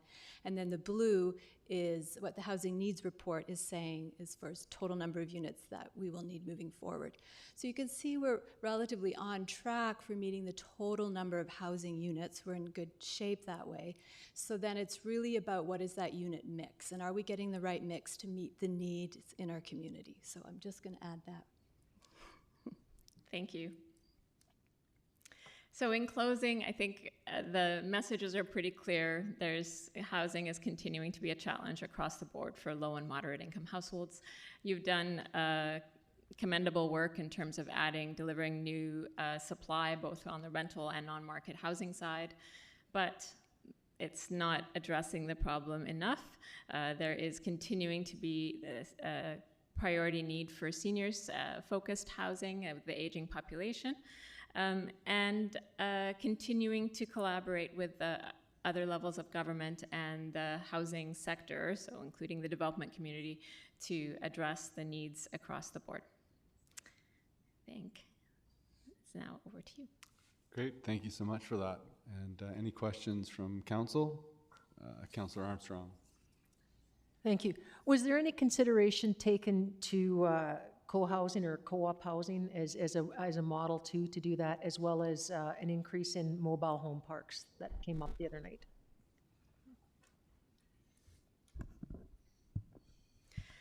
So I don't believe that came up as part of the engagement as a priority. Co-housing is not typically considered affordable housing necessarily. It's more of a form of living together, co-ownership really largely most of the time, although it can include an element of rental. And co-ops are also a wonderful form of housing. The people that live in them really enjoy that experience, but we're not typically there is no very limited senior government funding programs that are enabling the construction and new development of co-ops today. So, it may very well be of interest, but other than the redevelopment of existing co-ops, there aren't really any funding programs at the senior provincial level to build them again right now. Thank you. Great, thank you. I've got one question to staff. Just on our stats for what we're approving every year, do we have a sense of what we approve? I mean, there's a lag time what actually gets built.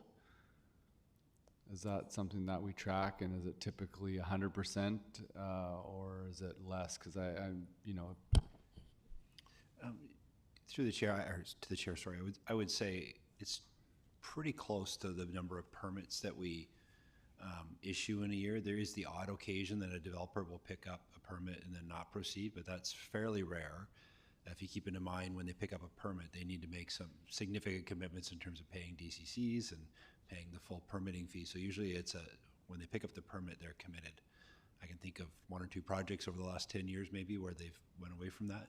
I think what you do see is often a discrepancy between our building permit numbers and what might be reported as housing starts by the feds, because of course that's a foundation in the ground, and those numbers don't always line up. But I would say in terms of our permits and the likelihood they become units, I'd say it's fairly high. Okay, great. It's an accurate measure. Great, thank you.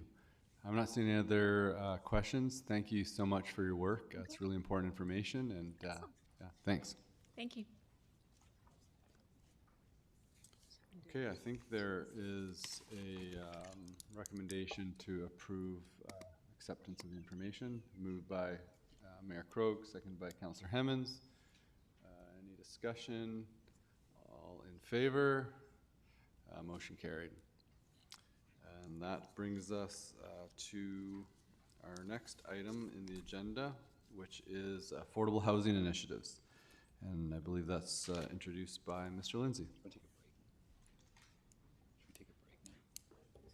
Mr. Chairman, I'm just wondering, before we get into the next three items, if you just want to take your break now. I was looking at Ms. Gurry, but I couldn't get eye contact with her.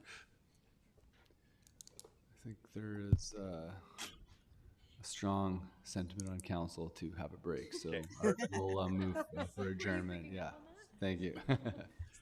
Adjourn for 10 minutes.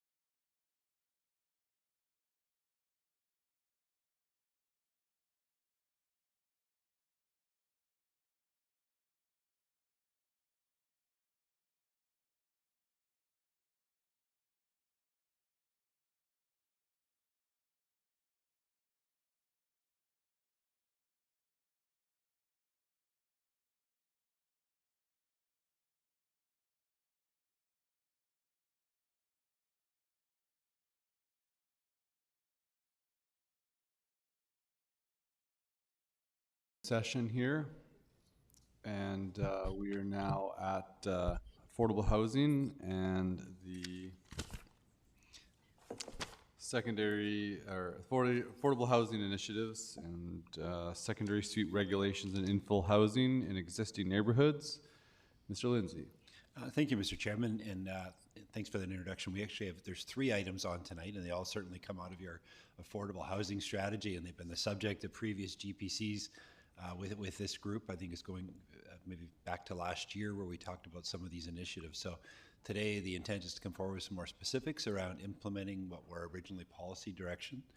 So there's going to be a combination you'll hear this afternoon from Mr. Horn and Ms. Brinkman. I think they're going to take turns a little bit presenting these items. So I'll step back at this point and let them work through the 3 reports with you. And of course, we're happy to take any questions as we go through the day. So I think Mr. Horn is up first. Great, thank you. Yes, so as mentioned by Mr. Lindsay, the first items here are combined in one report and one presentation. It's the secondary suite regulations and infill housing. Just a little bit of background here.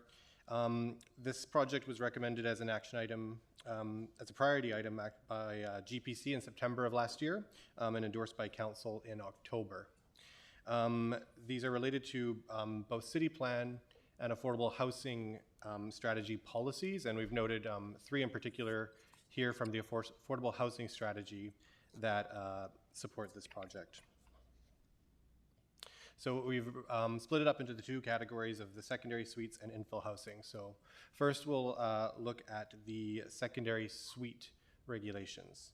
And this is both secondary suites, and we're also calling them detached suites. You may have heard these by other names: coach houses, carriage houses, laneway houses, you name it. There's tons of things you could call it. So for simplicity, we're just calling it all detached suites here in this report and in this presentation. So this is 6, we're calling them key items, or I guess highlighted proposed changes to the secondary suite regulations that we are proposing to explore. There are other items that could be reviewed through consultation. That's for further analysis internally and externally. And as noted in the report, just a little background on suites. They are quite popular in Nanaimo since their introduction in 2005, or at least legal suites since 2005. And the most recent stats in 2022 is that 65% of our single family dwellings are being constructed with suites. So I'll just go a couple more slides here to look at these in a bit more detail. So first, I just wanted to perhaps remind everyone, or maybe it's the first time looking at our current regulations for secondary suites and detached suites. This is just a little summary of what is currently permitted. Essentially, if it's a single family lot greater than 370 square meters, you can have a secondary suite. And if it's over, or if it meets certain criteria, it can have a detached suite, whether that's over 800 square meters, or is on a corner lot, or is abutting a lane. Some of the regulations that we are proposing be reviewed include expanding the eligibility for detached suites. And what we are proposing is looking at reducing the minimum lot size for a detached suite to 500 square meters, as well as including the concept of a through lot for eligibility of a detached suite. That means a lot that abuts a street on its frontage and in the rear, not necessarily a lane, but streets on both sides. Another regulation that we are proposing would be permitting one attached suite, so a basement suite, and one detached suite on the same property. And the current criteria we're looking at for that would be lots greater than 800 square meters. Another thing we're discussing is looking at suites in duplexes and townhouses. And this is in response to 2019 changes to the BC Building Code. Up until then, they were not permitted under building code, but now there are certain criteria or certain instances where secondary suites can be considered within side-by-side duplexes and side-by-side townhouses. And that is to ensure vertical fire separation. So we also are proposing to consider changes to our zoning bylaw to now allow for those types of suites kind of shown on the first row with the green check mark. That's where it potentially could be considered, but we still wouldn't be talking about suites in the other like top-down stacked townhouses or top-down duplexes. That would not be permitted. So that's just a quick summary of the secondary suite regulations. Sorry. Yeah. Sorry, could I ask a question? Yeah. Sorry. Thank you, Chair. Through you to Mr. Horn. Might be too early to ask this question, but I've been asked by someone in their home to develop the basement into a secondary suite. Generally, the basement is generally the same size as the upper floor, but that does not qualify always for a suite in the home. If it's a larger home, then it can be considered, I think, more of a duplex, and that's not what families are wanting. So where does that line get drawn? Yes, and maybe just go back to one of the earlier slides here. So actually it's number 5 here, if you can read that. Currently, a secondary suite is limited to 40% of the building's floor area up to a maximum of 90 square meters, which is approximately 950 square feet. Yeah. That was also limited by the building code, the BC building code, up until 2019. They have now removed size restrictions on suites. We are discussing exploring expanding that. You note that the proposal here is still limiting it to 40% of the floor area, but up to a maximum of 100 square meters, which would allow for potentially 3-bedroom units, which currently aren't permitted as suites. But the 40% rule is really to ensure that it is accessory or ancillary to the principal use, which is a single residential dwelling. If you do end up with a suite the same size as the main house, as you noted, then it essentially becomes a duplex, which isn't the intent. That's right. So I don't know if that completely answers your question. It does. The question that had been asked to me by a family was, our upper floor is quite large, so why the downstairs is exactly the same size, and they want to develop that for. But you can't. You can only develop it to the 40%, right? Yes, and through the chair, that is definitely something we plan on, having those discussions with the public as we move forward with consultation. Okay. We're not, of course, tied to that 40% now. The building code doesn't say that has to be up to 40%. Okay. But we could have that conversation with the public if there is an appetite for perhaps having it larger. Okay. Thank you. Thank you, Mr. Horn. Thank you, Councilor Perino. Councilor Hemmons. Thank you, Chair. A question related to the detached suites.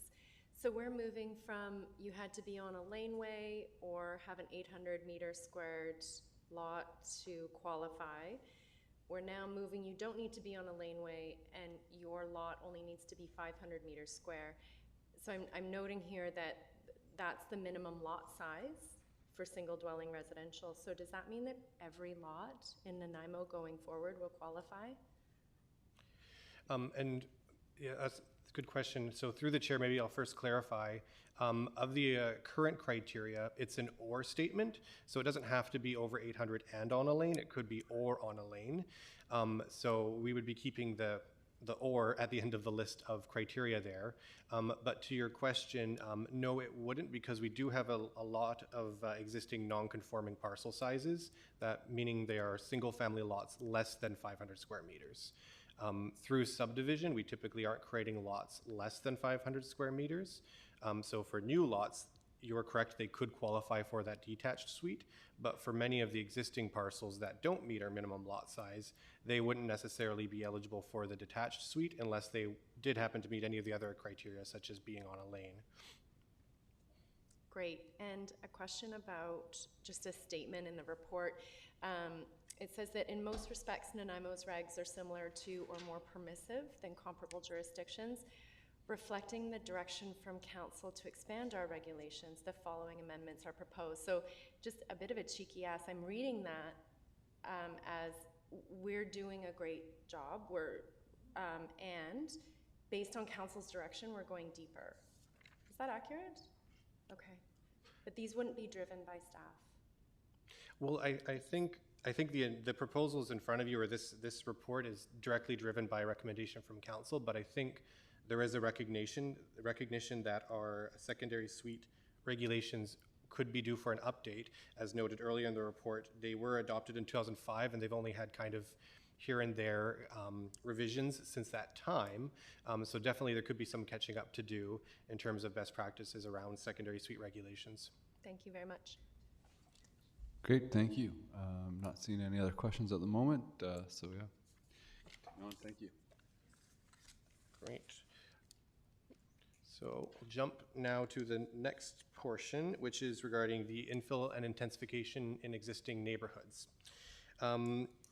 So this portion includes revisions across the residential sections of our zoning bylaw, which we would call text amendments, and it also does have some consideration of pre-zoning in certain areas, which would be mapping amendments to the zoning bylaw. As with the previous category, this isn't necessarily an exhaustive list, and there will likely have to be many minor revisions throughout the zoning should these proceed to ensure consistency across the bylaw. But this is, again, kind of just the 6 highlight items that we're suggesting we can move forward with consultation on. So I will, again, just talk a little bit more about a couple of these.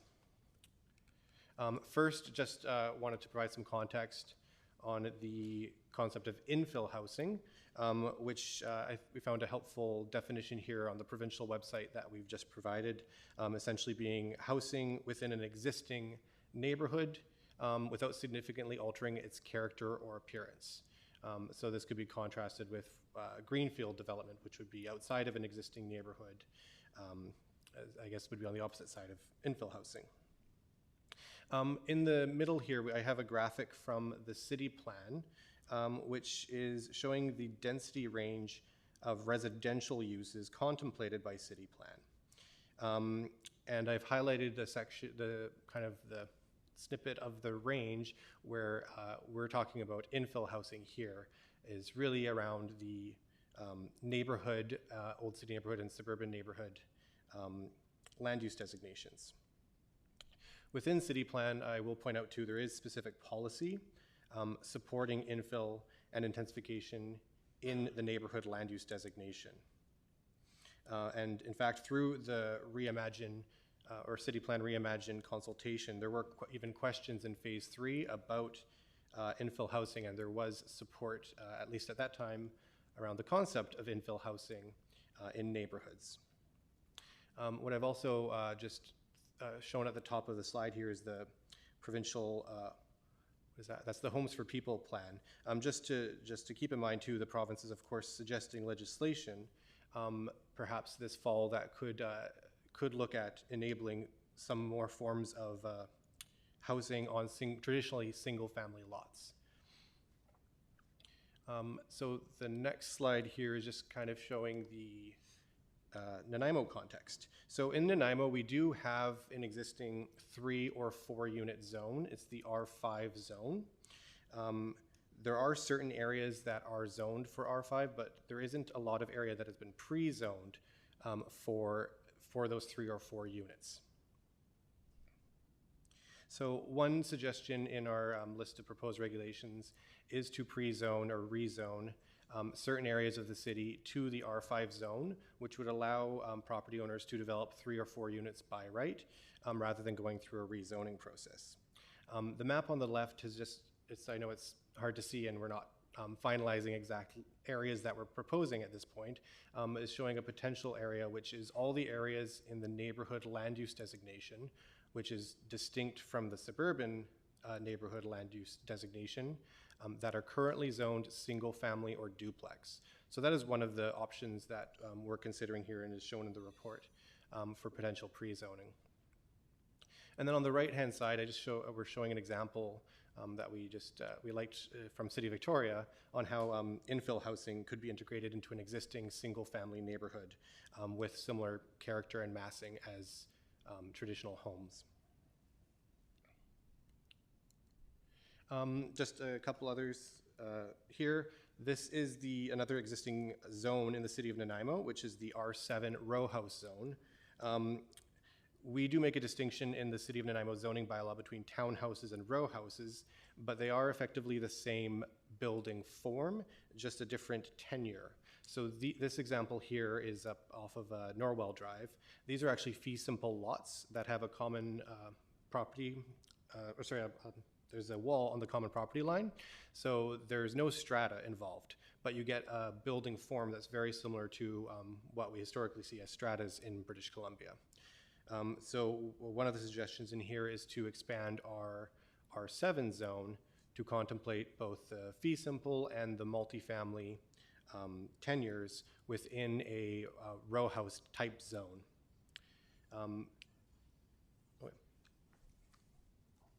Mayor Crowe? Thank you very Okay, you're on. Thank you very much, Chair. And just so I can understand, so these are individual lots with a common wall, or do they have walls up against each other, I guess is what I'm getting at. And if so, what is it, a party wall agreement, so to speak, that covers it, or how is it dealt with from a legal perspective? That's correct. It is a party wall agreement for a wall built along the property line. And I don't know the exact dates, but I believe, again, it's a fairly recent thing in British Columbia that the building code even allows that, perhaps maybe just 10 years ago or so. Thank you. And the other thing we would just point out with the proposed, with potential changes to the R7 zone, we could fulfill a gap council may have noted between our current zones, the R6 and R8 zone, which is our low density and our medium density zone. As we have seen in recent years, a number of our rezoning applications are proposed to rezone to the R6 zone with increased site-specific density because we're finding we don't have an out-of-the-box zone to fulfill that gap between the city's R6 and R8 zone. So through amendments to the R7 zone, we could potentially fulfill that gap. Thank you. I've got Councillor Perino, then Councillor Thorpe. Thank you, Chair, and back again to Mr. Horn. So you're saying they're freehold, or are they not? They're actually. Maybe I'm not even using. Is it freehold? But I thought freehold was always strata, and you were saying that these are not necessarily strata. Yes. So through the chair, the example in this photo, these are fee simple lots. Okay. So the property owner does own them outright, and the only agreement they may have with the adjacent property owner is on the common property, okay. the wall on the property line. But what we are proposing is that this zone could allow multiple tenure types, not just the fee simple, which it is currently drafted for. And so this is not considered, you would not consider this a duplex if it was on, say, a single family lot? Or I guess it would be. I guess it would be. Is it the same thing? Is that basically it? I think from a zoning bylaw perspective, it would be effectively a single dwelling unit on a single lot, the only difference being that it shares a wall with the neighboring single family. Okay. Boy, what a great idea. Great idea. Yeah, and I would note, of course, this is a very common form of housing in other jurisdictions in Eastern Canada or the Eastern U.S., but has not been so common in British Columbia until recently. Terrific. Thank you. Councillor Thorpe. Thank you, Chair. Through you. Thank you, Mr. Horn. Appreciate the information in this report. And I'm not, I don't disagree with any of your suggestions to this point, but I'm finding myself hung up a little bit on the definition from a couple of slides ago of infill housing, where it states that infill housing fits within an existing neighborhood without significantly altering its character or appearance. And I find myself thinking, if we, assuming we proceed to community engagement on this, I can right away predict that some of our more vocal neighborhood associations will object that virtually any type of infill in their neighborhood will alter the appearance, certainly of the neighborhood, and likely its character as well. So I'm sort of struggling from a political lens with that statement, because I think we're basically asking to have that thrown back at us. Yes, thank you. Through the chair, I think that is a fair comment, and definitely something we are hoping to explore further with the community, in particular the potential for design guidelines around some of these housing types, which we have noted that some municipalities have gone ahead with these changes. They've at the same time introduced additional design guidelines to address those exact concerns around how the buildings may look in the neighborhood, even if it is an increase in density. So it isn't something I think we noted in the report as something to be explored, but it's not highlighted here at this time because we haven't done further research on that. Thank you. Well, as I say, I don't disagree with the intent, but I suspect we'll have some interesting conversations in future. Thank you. Thanks. Great, okay. So just the last one I wanted to highlight really quickly here was just the potential for conversion of existing older homes, particularly in the Old City, because we do have another kind of set of existing infill zones, which are our Old City zones highlighted on the left-hand side there. What we are proposing is just to explore some incentives to preserve existing homes with bonus density provisions. And for an example of that, we've looked at the City of Victoria, which does have a incentive program for bonus density for single-family homes where they are retained to get additional density. So we are just proposing to explore that further as an option here for our Old City zones. And then finally, just next steps here. So we are suggesting with Council's endorsement that we would proceed with consultation, and we are intending to align our consultation with the family-friendly and adaptable housing initiatives that you will be hearing about later. And following further analysis and consultation, we intend to return with a full set of potential amendments that may or may not be the same as what we are looking at today, but that will be subject to that further consultation. So, thank you. Thank you very much for the presentation, and got discussion here. Councilor Perino. Thank you, Chair. And just a quick question. So the plan to go out to consultation is fine. I'm just wondering when your expectation is that it would come back. When would this come back to us next time?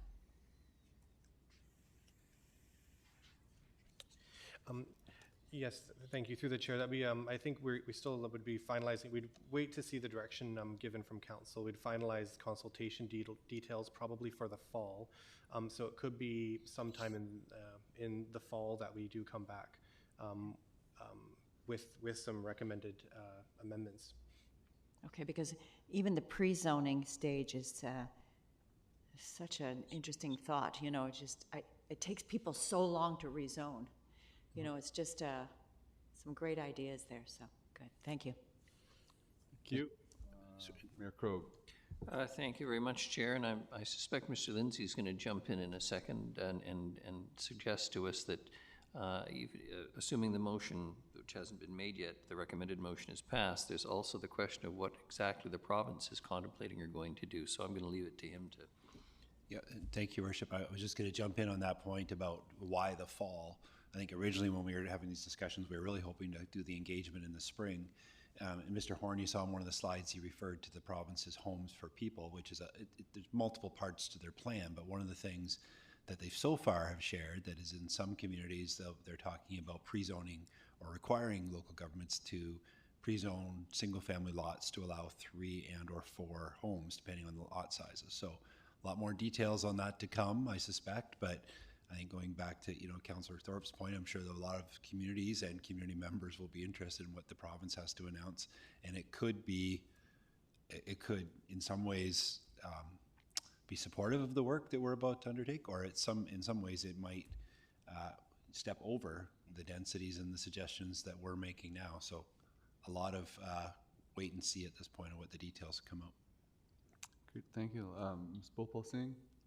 Through the chair, I was going to echo what Mr. Lindsay said and also add that with the other reports coming to you, every effort will be made to align and integrate our consultations so we're not going out repeatedly on similar themed housing.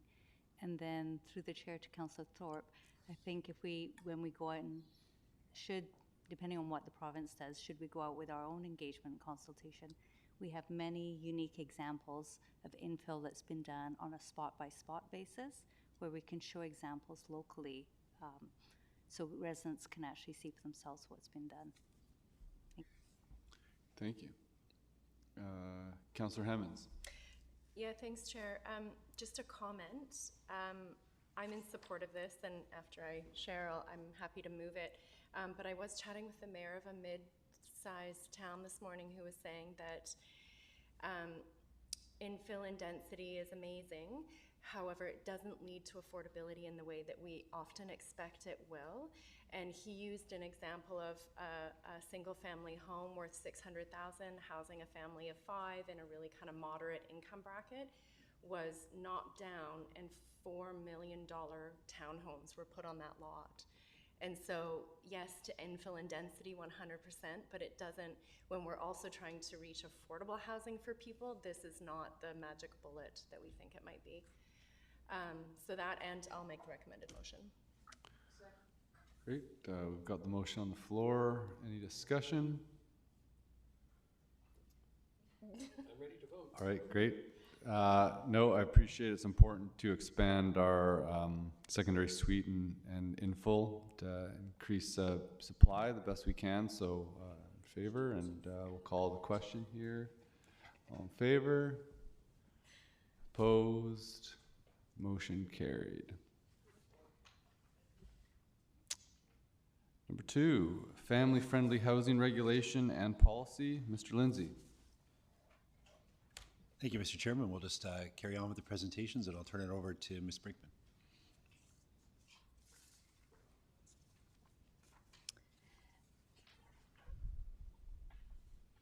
Thank you, everyone. Carrying on with our housing theme, proposals to increase family-friendly housing in the city. So just to clarify, family-friendly housing, when we refer to that, is any unit with 2 or more bedrooms, but certainly units with 3 or more bedrooms are also needed. But generally, when we refer to family-friendly housing, it's a housing unit with 2 or more bedrooms. So as we've heard today, increasing housing costs has made finding housing challenging for families requiring multiple bedrooms. And the city's affordable housing strategy acknowledges this, and city plan. And again, council in October 2022 passed a motion asking staff to prepare policy and regulations to target the construction of 2 and 3 bedroom units appropriate for families within multi-unit developments. And so that was reinforced again at the recent GPC discussions when we were talking about the Integrated Action Plan as action for staff to pursue. So as we heard from our housing needs report, we will need a minimum of 1,155 units annually for the next 10 years. And so of these, 775 will need to be 1-bedroom units, 195 2-bedroom units, and 185 should be 3 or more bedrooms, and that's what we would need annually. So that's sort of the mix we're looking for. But in fact, when we did an analysis both in 2022 and the past 5 years, we found that we are actually constructing an average, or issuing building permits for certain of an average of 200 2-bedroom units and an average of 235 units with 3 or more bedrooms are being constructed. But these are largely, particularly the 3-bedroom units, are largely in single-family dwellings. And so, as you know, those are becoming less and less affordable. So there's a need, the bedrooms are out there, the units with 3 or more bedrooms are out there, it's just they're not attainable for many of the families who need them. So a housing study was completed to support this project, and we actually have the author of the study, Mr. Mulholland, here available by Zoom to answer questions, if you have any questions about that housing study. But some key findings for the study were that bedrooms are actually, in a multi-unit development, bedrooms are actually an inexpensive space to incorporate. So the addition of a bedroom does not drive up construction costs. But what is the case is that on the market, a bedroom or a unit with 2 or more bedrooms is actually rented for more money or sold for more money. So the value of that unit is higher. So this does 2 things. It causes a unit to be unaffordable for families, and then creates a risk for developer, because if people aren't able to purchase it, then the unit does sit on the market longer, and they have holding costs related to that. So that was one of the findings from the study. Secondly, there's a gap between household income and the ability to afford to rent or buy family-friendly units. So we've heard that from the Housing Needs Report as well. Also, another finding, families prefer ground-oriented units, such as a townhouse unit, or in the lower portion of the building to have access to the outdoors. And as part of this work, the consultant did review what other municipalities are doing, the regulation or policy related to family-friendly housing. And you can find that in attachment B of this report. So to address the need for family-friendly housing in Nanaimo and diversify the housing stock for families with lower incomes, we are recommending amendments to the zoning bylaw. And these recommendations are partly drawn from the New Westminster program for requiring family-friendly housing, as that was deemed to be one of the more successful and a really positive example that stood the test of time. They've had theirs in place since 2016, and when we spoke to one of the planners or directors of planning there, they felt quite positive about that program and did recommend it. And so the first proposal amendment to the zoning bylaw is in a development of 10 or more units, so a multi-unit development of 10 or more units, that a minimum of 30% of the units must have 2 or more bedrooms and 10% must be 3+ bedrooms. So that would mean that 70% could be 1 bedroom, but the remaining 30% and 10% should be 2 and 3 bedrooms. So that's one proposed change to the zoning bylaw. Thank you very much, Chair, and Ms. Brink, we much appreciate this. I realize we're not in the, how shall I say, the discussion stage with the public generally, but have you had any comments anecdotally or otherwise from builders, contractors, developers to that proposed amendment in particular? I mean, I think it's extremely important, and that's where the desperate need is for people with any number of children, but I'm just wondering what's the development community's reaction, if you have any idea. Through the chair, we do propose to go to consultation for certain. And when we did a review of, the development permits and building permits for our multi-unit developments, the 30% for 2 bedroom isn't too far off. It's, and I don't know if you saw in the staff report, I think this change would increase. It's a small increase to the number of family-friendly units in multi-unit developments. So it's, from staff's my perspective, not a huge ask from the development community, but for certain we will move forward with consultation. Yeah. Great, thank you. So the second proposal is to amend Schedule D, which is also in the zoning bylaw, and this is more of an incentive. So to allow a density bonus when family-friendly units are within 400 meters of a public school, and when the units are ground-oriented. So, so just because through the city plan process, we heard that family-friendly units near schools were important, and that's actually a policy in city plan. So this reflects that, addresses that as well. And finally, to consider an amendment to the city's parking variance policy. And this would be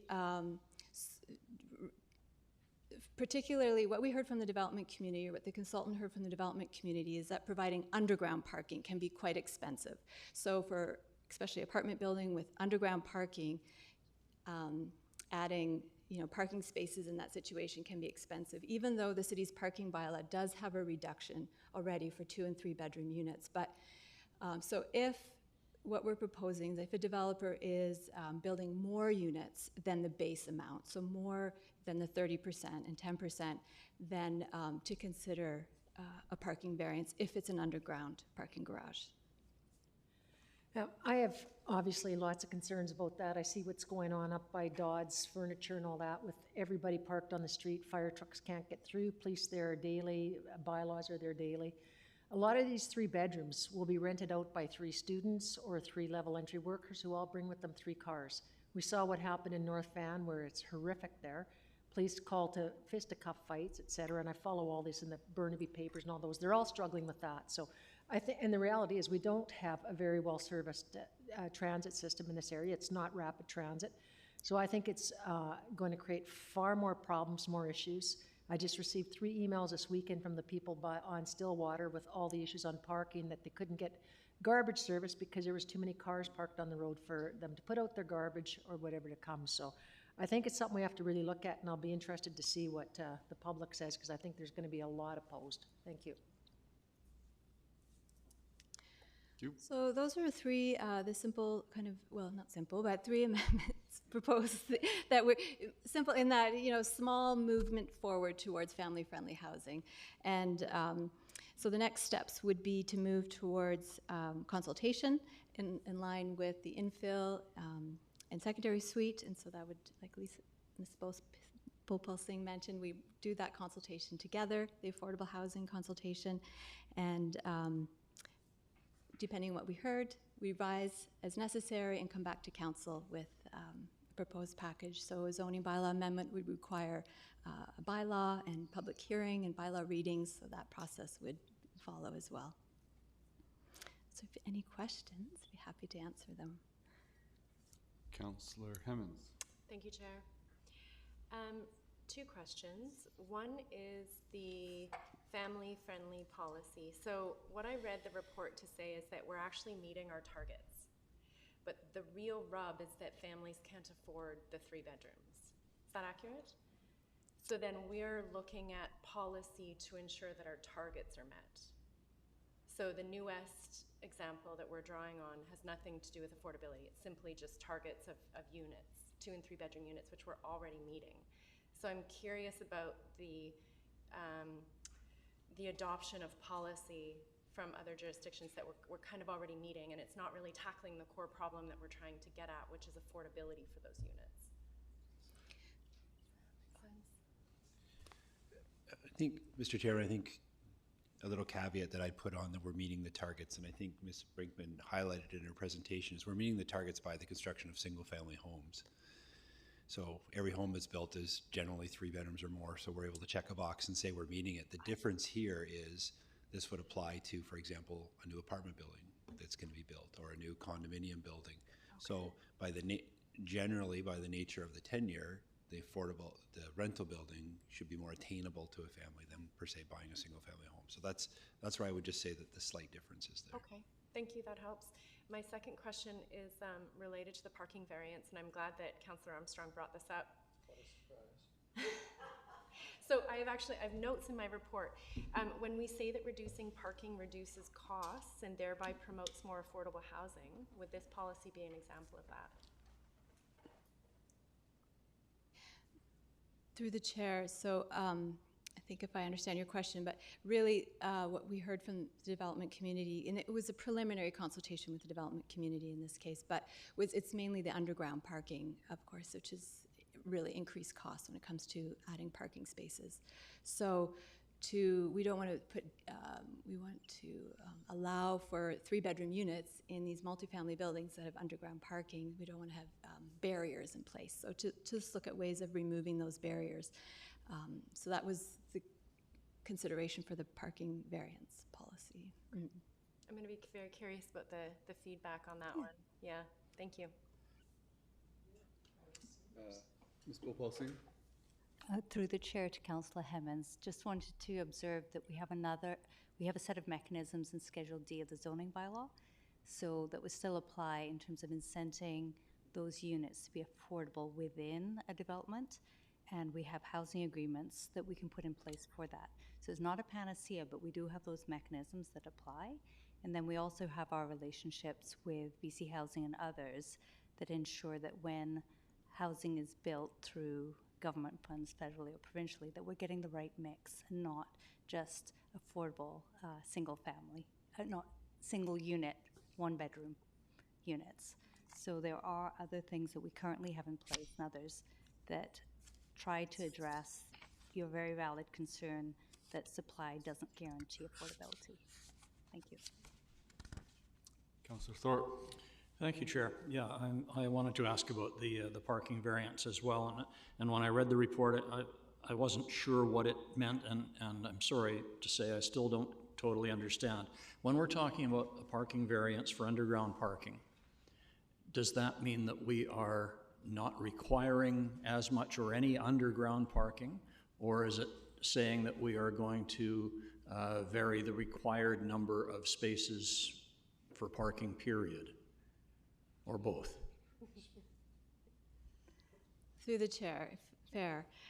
So if the amendment to the zoning bylaw were to come into play, where 30% of the units were required to be 2-bedroom units and 10% were required to be 3-bedroom units, if a developer was proposing more than that in a multi-unit development that had underground parking, we would consider a parking variance. Not that we're changing the parking rate, we're not changing the parking bylaw, just it's a flag within our parking variance policy to say, we understand that that can be a challenge to build underground parking spaces. We do want you to build family-friendly units, so we don't want to discourage that. So we'll consider a variance to parking, and it can be on a case-by-case basis, right? If it's a proposed variance within a development permit, it's at council's discretion. So if it doesn't make sense in a certain setting, council wouldn't be obligated to approve that. It's just more a flag to the development community that we want to incentivize family-friendly units. We don't want to put barriers in place. So we'll have a discussion with you about a parking variance if you're doing more family-friendly units. Right, and I apologize, but I guess my question was more simplistic than that. Would we be potentially talking about a variance that said you are not required to do the cost of providing underground parking? Or would we be talking about a possible variance that simply says we will reduce the number of parking spaces that you are required to provide? Through the chair, it's more, we will consider a parking variance if it's proposed, and we may be more willing to support it if it's for family-friendly units. All right, I won't belabor the point, and I appreciate the report and I support it, but I share Councillor Armstrong's serious concerns about the problems that we are facing regarding parking and the lack of parking on our streets, and I really hesitate to make that problem worse. So again, case-by-case examination of these situations will be important. Thank you. Great, thank you. And I'm not seeing any other speakers or questions, so anybody care to move the recommended motion? Councillor Hemmons, second by Councillor Perino. Any discussion? Oh, nope, not quite yet, but not seeing any discussion. All in favor? Opposed? Motion carried. Item, for the third part of this, the adoptable housing regulation and policy. Mr. Lindsay? Thank you. Ms. Brinkman's on a roll, so we'll just let her keep going.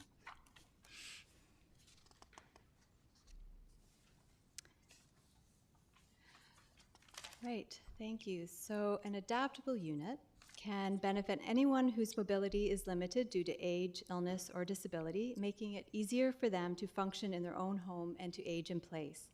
Nearly 25% of BC's population, aged 15 and older, identified as having a disability. And for Canadian seniors aged 75 and older, 47% have one or more disabilities. And the majority of disabilities are related to pain, flexibility, and mobility. And so the Affordable Housing Strategy, the Health and Housing Action Plan, and City Plan contain policy to encourage and require more adaptable housing in Nanaimo. And this was again emphasized as an action for staff to pursue at the recent GPC meeting when we were talking about Integrated Action Plan. So the BC Building Code has standards for a basic adaptable unit with the intent that these units can be modified for specific accessibility needs. So the features of a basic adaptable unit, as required by BC Building Code, has wider doorways, maneuvering room at dwelling unit entries and corridors, access to a main floor bathroom, reinforcement of walls for grab bars, and accessible door handles, switches, and outlets. So between 2016 and 2021, the city's 65-plus age group grew more than 4,300 people. And of the 1,075 multi-units constructed in 2022, approximately only 20 were adaptable units. So that's what we're getting on a voluntary basis.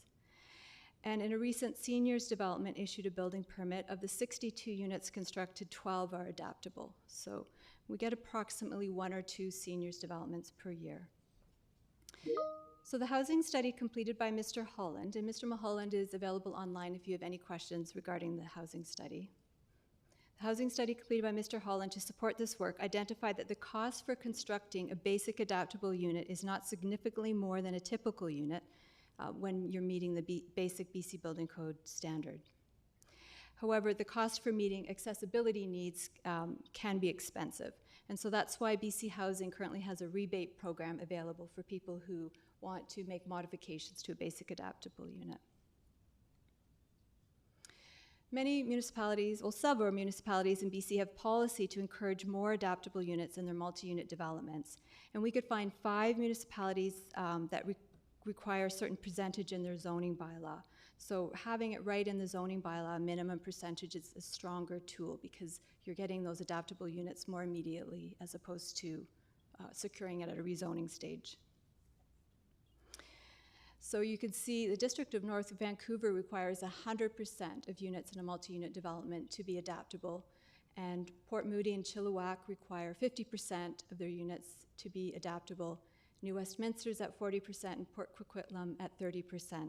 So we didn't find examples on Vancouver Island in the zoning bylaw that require a minimum percentage, but certainly City of Victoria does negotiate for adaptable units in the rezoning process. And Mr. Mulholland in his study recommended the city require 50% of the units in a multi-unit development be required to be adaptable.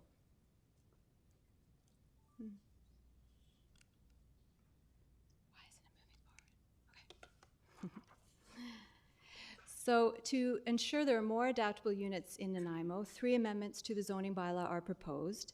So in a multi-unit development of 10 or more units, require that 50% of the units meet the basic adaptable unit standard.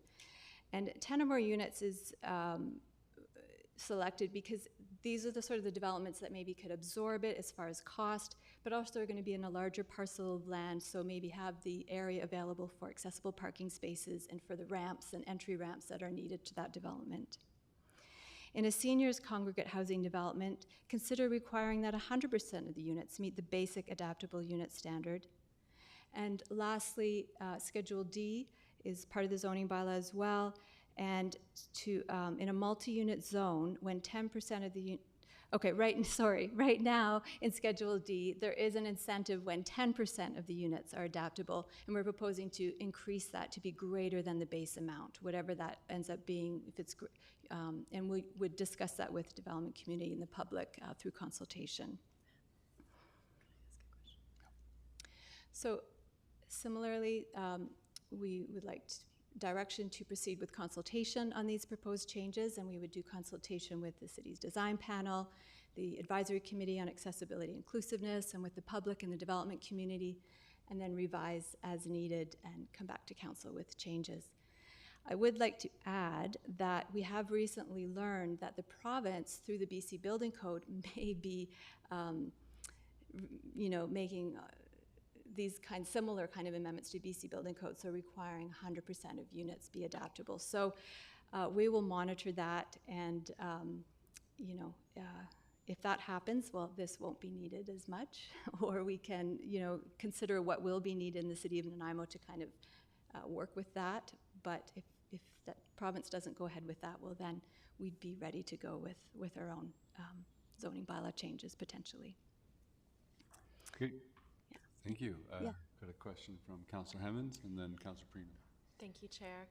Ms. Brinkman, could you go back 1 slide, please? I'm curious about the first bullet and the third bullet and how they're related. So we're saying that in a multifamily development of 10 units or more, we're going to require 50% of those units be accessible. Are we also saying that they're going to achieve density bonusing for meeting that? Yeah, so we were, we, it would need to be more than 50%. So 50% is the base amount that's required. Then they would get a density bonus if they were to achieve more than that. Okay. And we just weren't sure what a reasonable number might be, so we thought we'd, you know, consult with the community and development community. Whether we pick 100% or 75%, we'll see what's reasonable. Okay, yeah. Thank you. Thank you. Councilor Perino. Thank you, Chair. Do you get asked a great deal by people for homes that are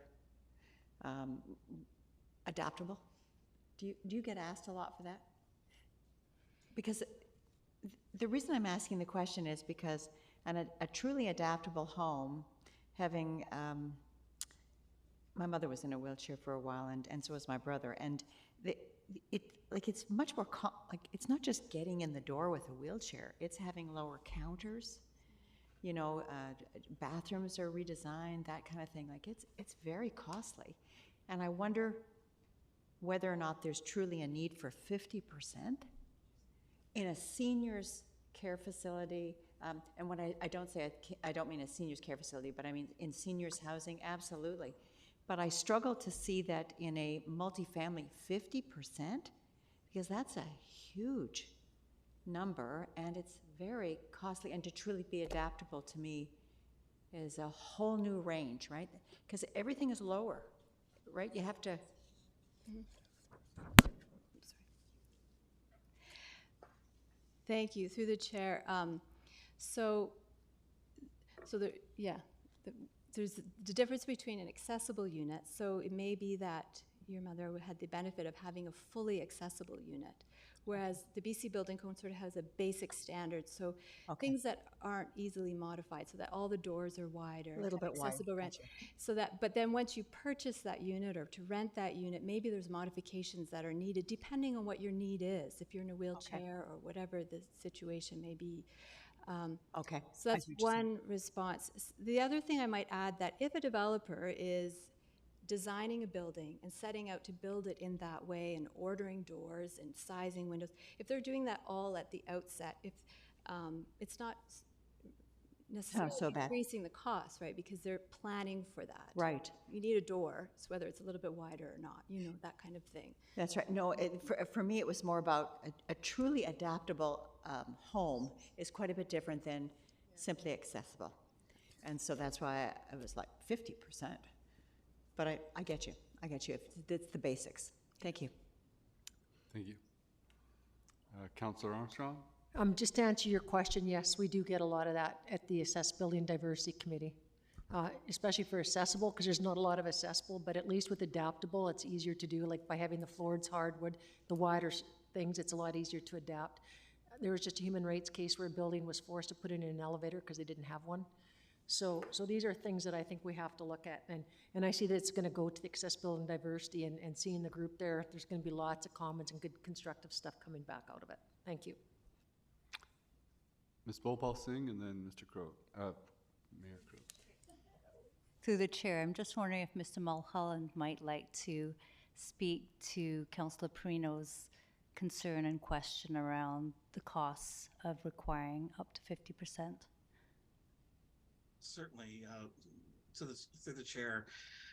Again, it's important to understand the distinction between accessible and adaptable, and these are terms that are being prescribed from senior levels of government to this. So adaptable simply means that you have some of the basic infrastructure in place to accommodate for people with disabilities. So the wider door frames, having lower light switches and plugs, so those things are in place, reinforcement for grab bars and bathrooms and things like that. So there's a very, as was said earlier, there's a very specific set of criteria identified in the BC Building Code around adaptability, which means that you can convert it to your specific needs when you need to. An accessible unit is only accessible to the individual who's using it, really. So if you are visually impaired, you don't have the same needs as somebody who's in a wheelchair. So there's different types of things that you might require from creating an accessible unit that's suited to you. And that's where the real costs come in terms of, you know, modifying it. So if you are looking at lower countertops, that would mean you'd have to go and you'd have to gut the existing kitchen or bathroom to change it to fit those. Or you conversely have things that might be, you know, where you have wheelchairs that raise up to a level, or conversely countertops that are able to lower down, like a standing desk type of idea. So there's various and sundry options that are available, but the real costs lie in creating those accessible units that are targeted towards the specific needs of the resident.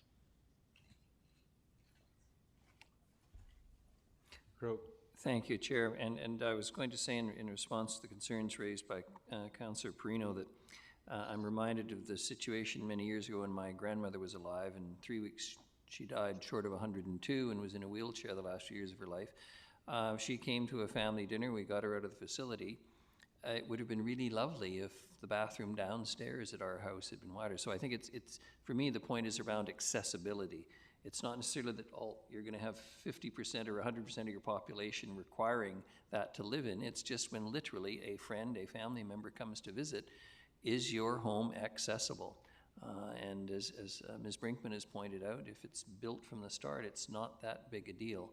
I must admit, though, the 100%, I'm struck by that figure being perhaps a bit unrealistic, because looking at the population figures that are cited in the report, we've moved from about 22% of the population 65 plus, on the assumption that everybody over 65 has, you know, got issues, to about 25% in a few years. So I take it with a grain of salt, but I think the concept of accessibility really is very important, as Councillor Armstrong would point out as well.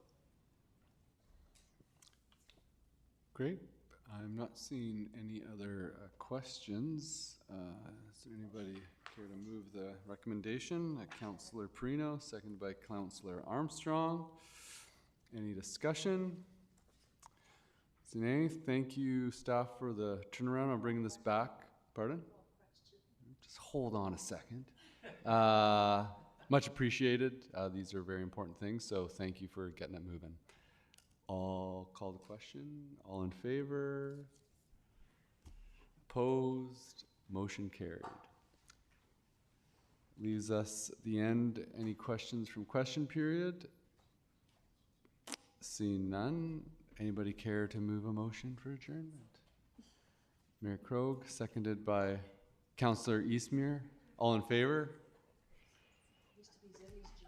Meeting adjourned.